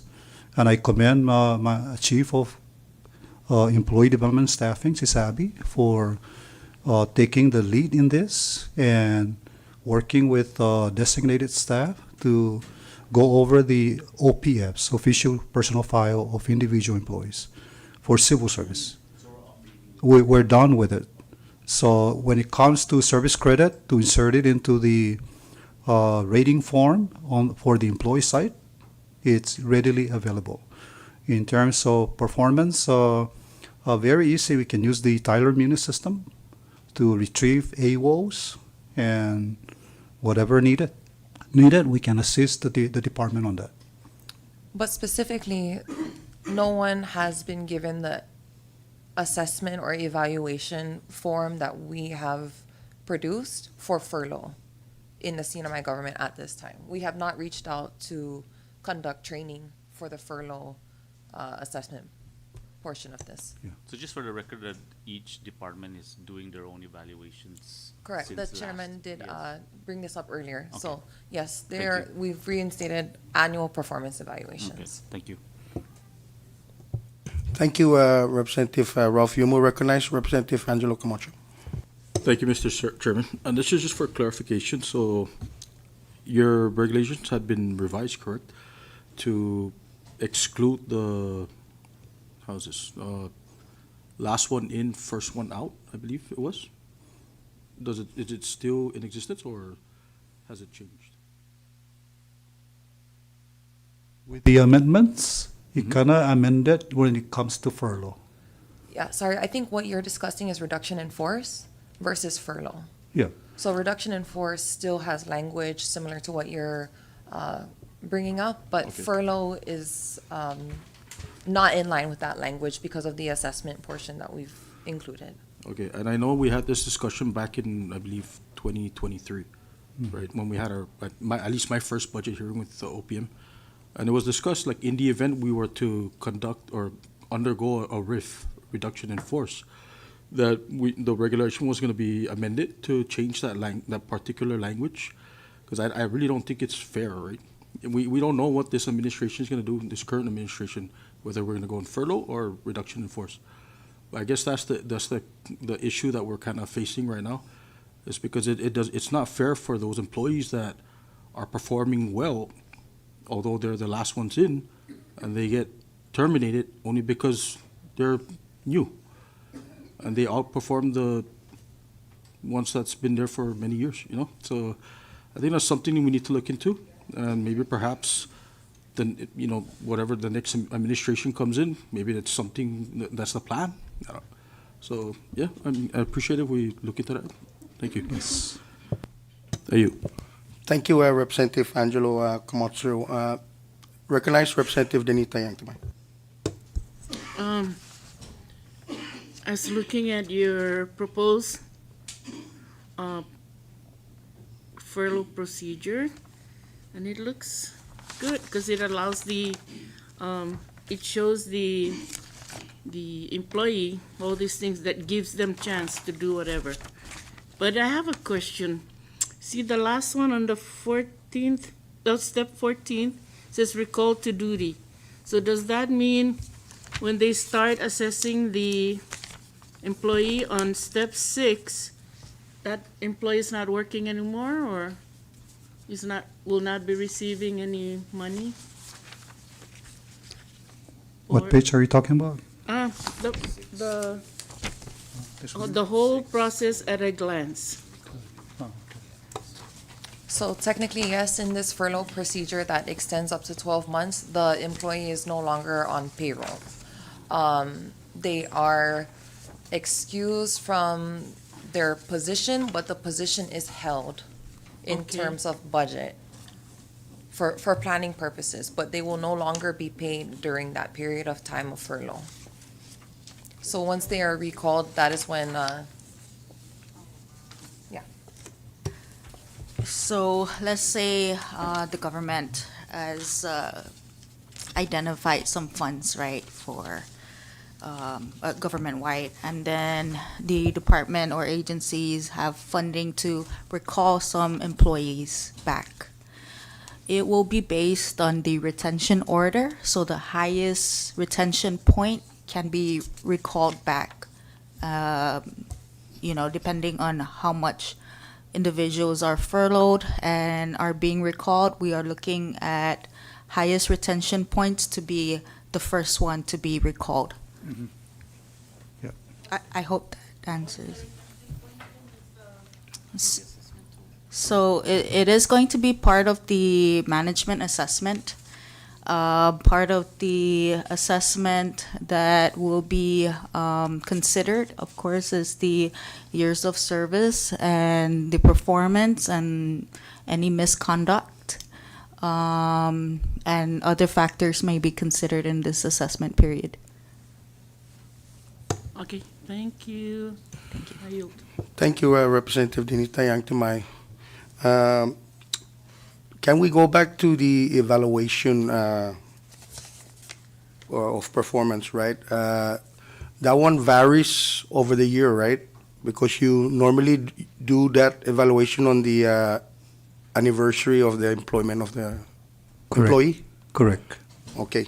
And then just for clarification that all departments, when they do evaluation performance, they submit it to OPM for review or for filing or whatnot. For filing, yeah. Okay, thank you. And then my next question would be, I know that the rules and the proposal, right, that currently, the regulation currently, and what you guys are proposing to amend, and the section where it says, can an employee appeal? And the proposed amendment that you guys are trying to do is to have that grievance within 15 days calendar, right? So my question would be, is the commission capable of handling grievances right now? I know that over the years we've been discussing about hearing officer. I'm not too sure if you guys have a permanent hearing officer as of now. I know that has been an issue over the years. Can you just kind of update the body here? What are the updates on that, and what are the efforts that the commission are trying to do to avail you guys self with a hearing officer? So we've been working with a lot of people to establish a hearing officer and a legal counsel, and that also includes cost share with Mr. Dave Maritita, who has been helping us with that. But considering the furlough, it would probably be all aligned with the same kinds of grievances, and that's something that our commissioners have been putting in the reps to be able to hear. So a lot of our commissioners are being assigned cases right now, and they are going through, we look to put them through trainings through NEHO and other subscriptions and training materials and development efforts. And with, like I said, with everything being aligned with the same kind of issues for the grievances of employee appeals, this is something that I'm pretty confident that our commissioners can handle, especially with this new process. And I will yield to Executive Assistant to elaborate more. Yes, we are still trying to hopefully secure the funds for a hearing officer, or even funds for training and development for our commissioners or whoever's gonna take this role of adjudicating these hearings, because we are a bit backlogged because the commission is handling a lot of issues right now, and they are also working their best to also continue to move these cases along. But it is important that we are training the commissioners or any individuals who will be handling the adjudication hearings.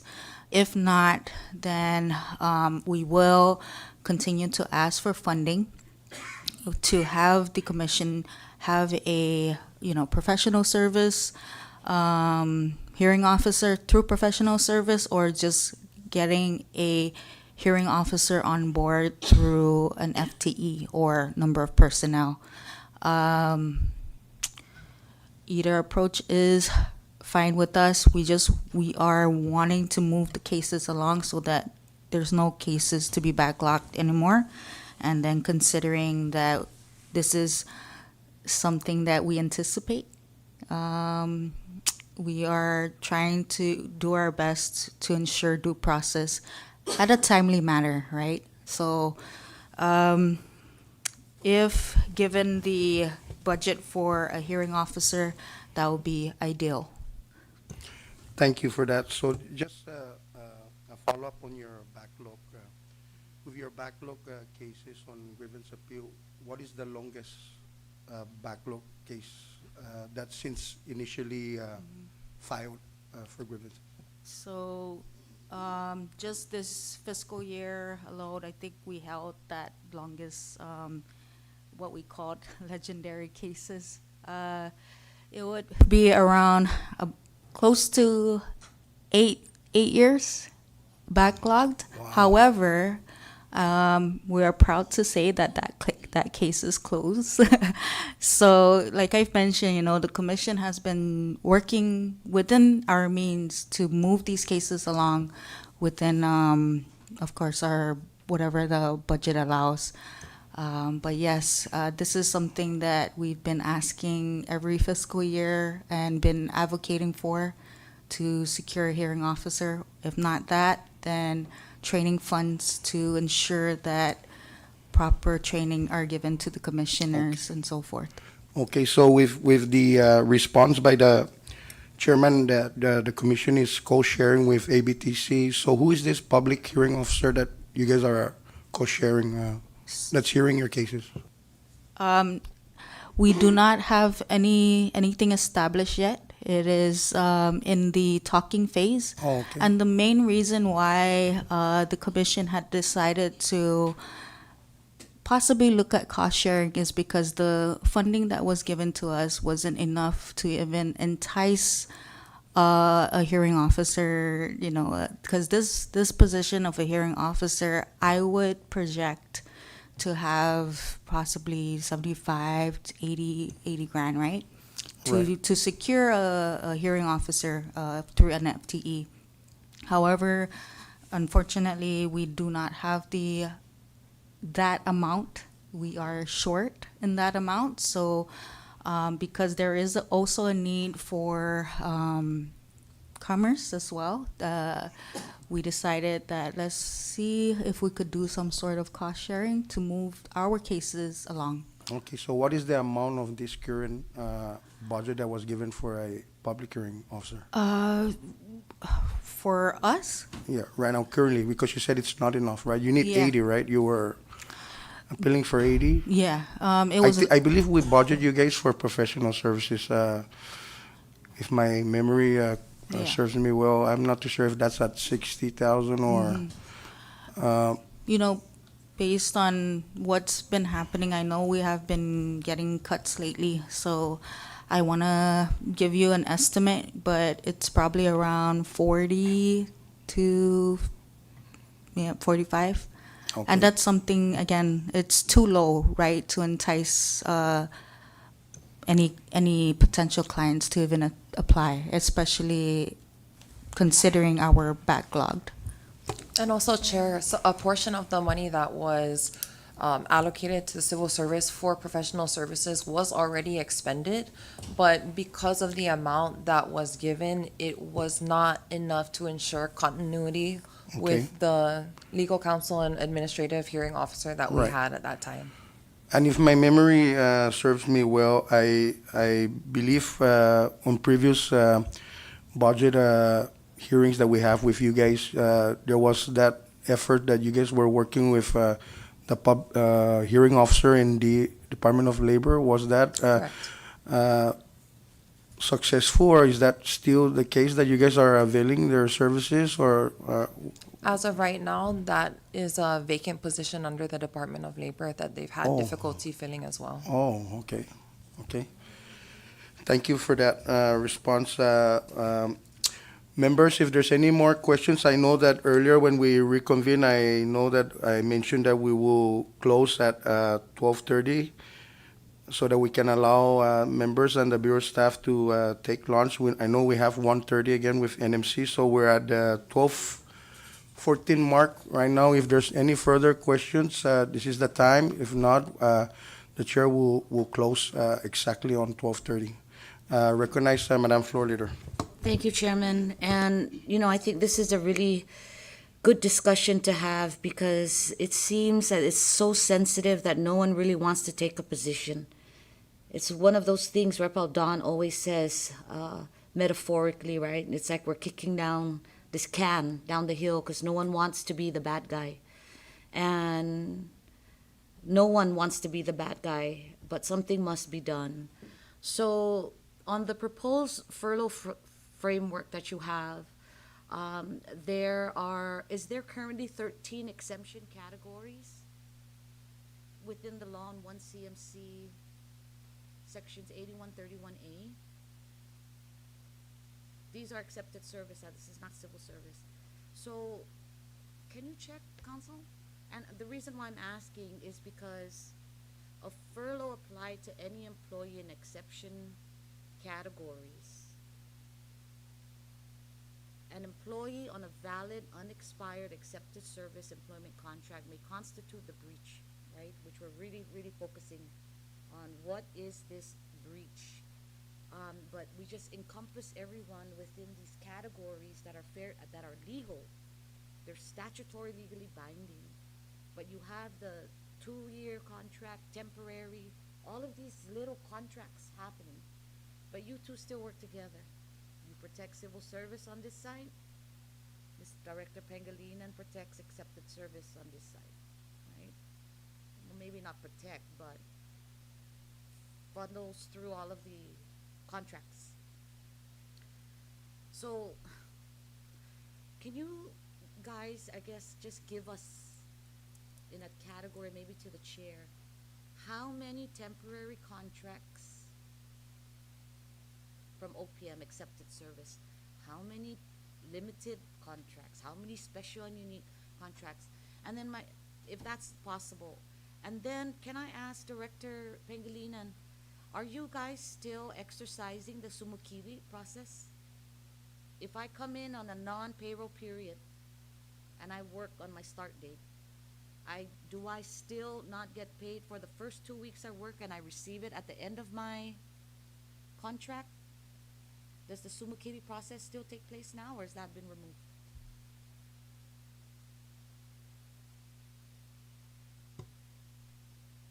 Yeah, it depends on what the effective date of the appointment. So, yeah. Go ahead. Yeah, so we usually kind of coincide to make sure that we not in the middle of the week, but usually we try when we have time to specify a particular date. I think we usually do that. Usually. Yeah, we play unless there is really urgent to. Okay, so that's one of those special, unique, like totally urgent. Yeah, like. But it has to meet the category in which you're hiring the person Yeah. on the contract, correct? Yeah. Has to match. So if the period is not complete, then the employee will be paid the following pay period. But if it does, you still exercise the sumakiri. I believe so, yeah. Okay. And I guess my question then, Ms. V, you've already submitted certain information to the Ways and Means Committee, is that right? Yes, I did on Wednesday. And so since Tyler Muniz is also acting like this custodian database for human resource, can you tell me off the bat, or if this was part of the request, how many temporary appointments exist now on record? Because temporary appointments don't have any benefits and don't have civil service protection. Temporary, currently, there's 22. 22? Yes. It's, the temporary appointments are usually utilized by the WIA Okay. program. Okay, got it. So then here's the part where we were talking about the last time, accepted service contract. Have you renewed any? Are there any renewals currently still within the contract? So any contracts that have been executed Mhm. in 2025 Mhm. for FY 2026, the renewals would be upcoming on September 30. However, OMB will not process any renewals if they are locally funded, but if Mhm. they are federally funded, we can process them. However, on yesterday's meeting with my staff, Mhm. we will put everything on hold because we don't know what the budget would dictate as far as federal programs Mhm. are concerned. So all of the contracts for renewal will be put on hold until the budget is passed. So if we're looking at about 400 people being furloughed, chances are if the economy builds up, all of these positions could be filled again. And is that right? Or it's just completely out of the list? They are still on the list. That's why it's an urgent necessity right now that this furlough of process, be completed so that we have guidance on how we would disseminate, back to the department, of course, through the involvement of the civil service and OPM on carrying out furlough procedures. But right now, they are still on hold. Okay, thank you. My last question, Council, on Section 1, statutory exemptions, this is, I guess, for the personnel, no? 1 CMC is subsection 8131. There are positions there that are excluded from the civil service system, and those are statutory exemptions. Do you see that? It's not, okay. Yeah, 8131, Section A. These are the exemptions from civil service, so it really doesn't matter if we put it in by law. It's just as these guys are exempted from the civil service. So these may fall under those temporary contracts. These may fall in special unique depending on what contract they want to use or how they want to title their action.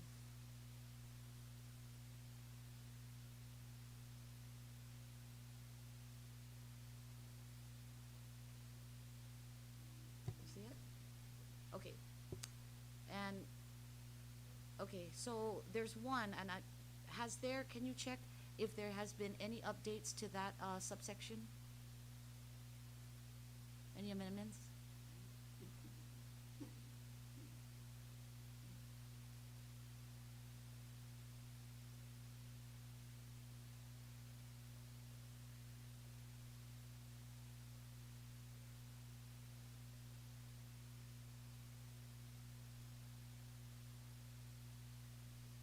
The initial law was Public Law 13-1, and then subsequently there was follow with Public Law 18-5. Mhm. But I'm pretty sure all these amendments Still should exist? be included in the text of the law. Okay, itself. so unless I'm wrong, I see it here. There's one that says excluded from civil service. Is this still part of a coffer? Household and domestic employees at the governor's official residence? Is that still contractually binding? That's still in the statute. Wonderful. Okay, so there's other things we need to be talking about besides shall and may, right? Because that could easily fix this position. Now, here's my question, and I got 7 minutes, so I gotta be quick.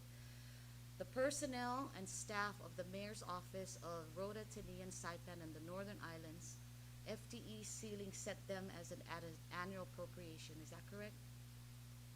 So if they want to exceed this contract, they have to ask, is that right? But they are not civil service, none of them.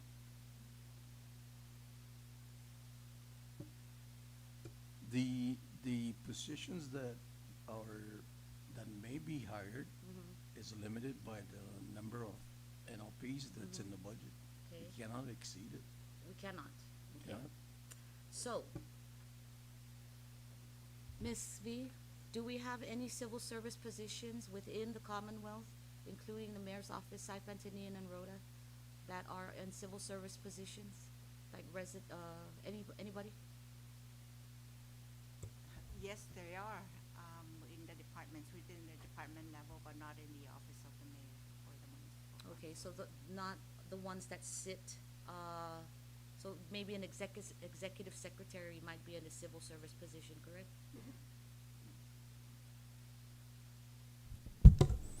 If that position was established within the Civil Service Commission, then yes, it's correct. Okay. So my last comment, so this body right here, OPM and civil service, there might be some kind of negative effect for anybody right now because secretaries are not included, right? Can't touch, I mean, who's gonna touch a secretary's contract?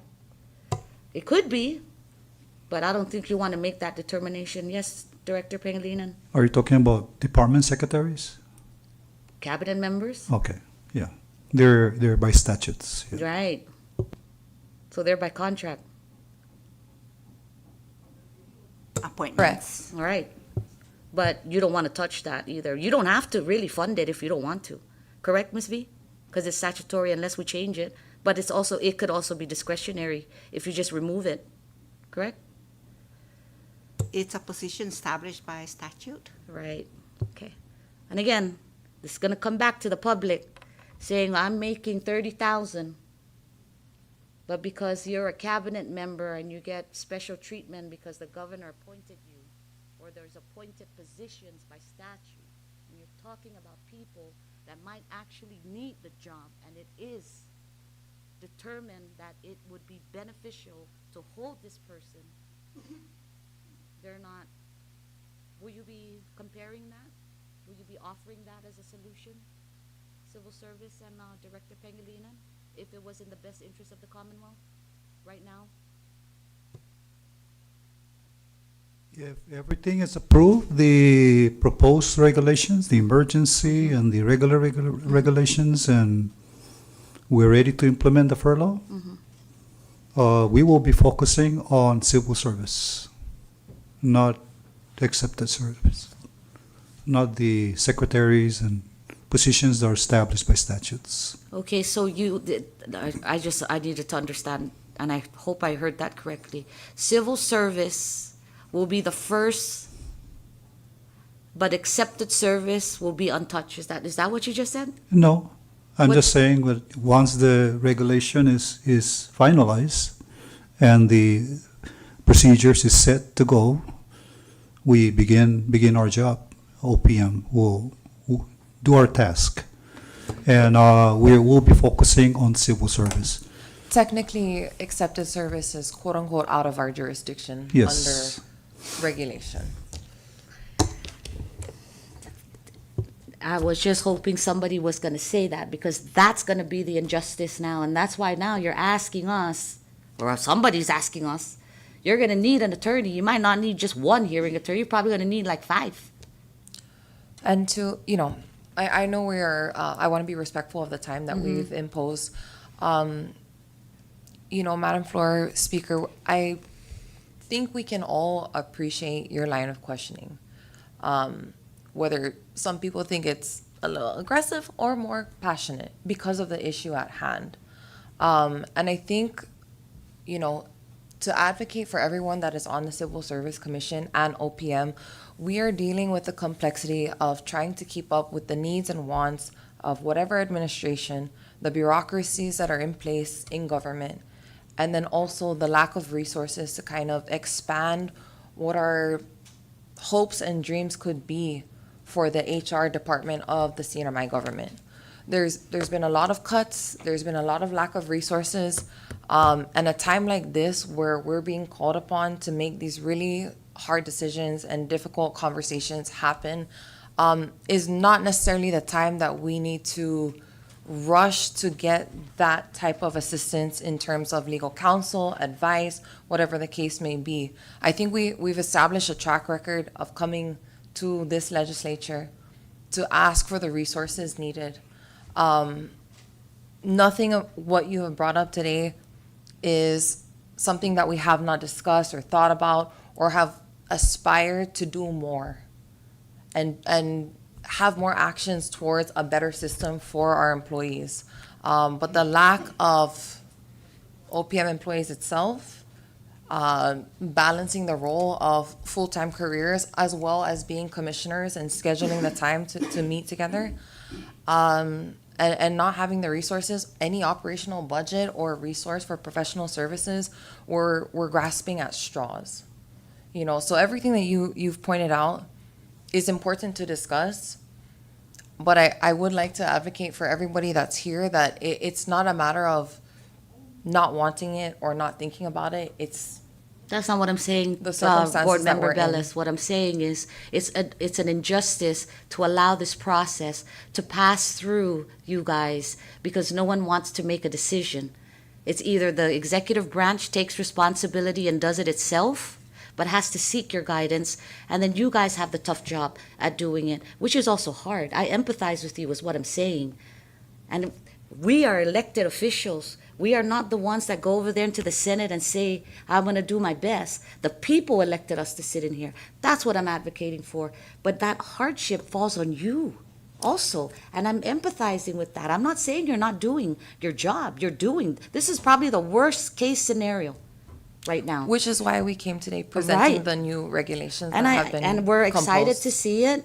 The thing is that I understand when you're talking about a political sensitive topic, it becomes political in nature in here. It becomes political in nature when you guys are being the ones appointed by the governor that took an oath in front of the Senate that was actually approved by the governor for you to represent the people. I get it.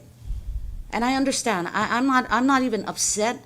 My problem that I'm having is that these things could have been fixed, but here we are now. And so we're going to do all of us are going to do our best to help you, help us, help the people. That's it. It's working together. We understand that. But we are now faced with budgetary constraints. And how do we make that decision? Because people are going to come to our office knocking at us. What happened? They're not going to go to you guys. Because you know why? The law says, I cannot talk to you. You're a board member. Okay. Thank you. I give my time. We have passed the 12:30 mark, and I want to stay by my statement that we will now proceed to close, but I do want to, as a chair, on behalf of this Standing Committee on Ways and Means, do thank you, Chairman Patrick Fitio and Commissioner Tori and Commissioner Ray, and to you also, Director Joe Pangilinan and your team here, and to you, Executive Director Teresa, for coming before this August body. And as I mentioned earlier, that the reasons behind my decision to call you guys in is that because the governor's proposal on its scenarios calls for furloughs and REEF. And you guys are the entity that's going to give the guidelines to both the legislature and the administration how to implement this process. And that is the reason why we're here talking about it. And the discussions were very fruitful. Now we have an understanding. Now we shall now await the process that's going to take its course through the translation, to the public hearings, to the implementation, to the assessments, until we fulfill the step 14. And that I know that is going to, like what Director Joe Pangilinan has mentioned, might burn at the most, perhaps 90 days, right, from now. And that, counting 90 days from now, we're already mandated by Constitution, but we shall pass a budget before October 1st. So that is something that this August body is going to have to work diligently, absent any guidelines from you guys moving forward. So I'm going to allow you, Chairman Fitio, to have any last words, if you may, and or any of you guys before we adjourn this Ways and Means Committee. You have the floor. Thank you again, Chairman and members of the Ways and Means Committee.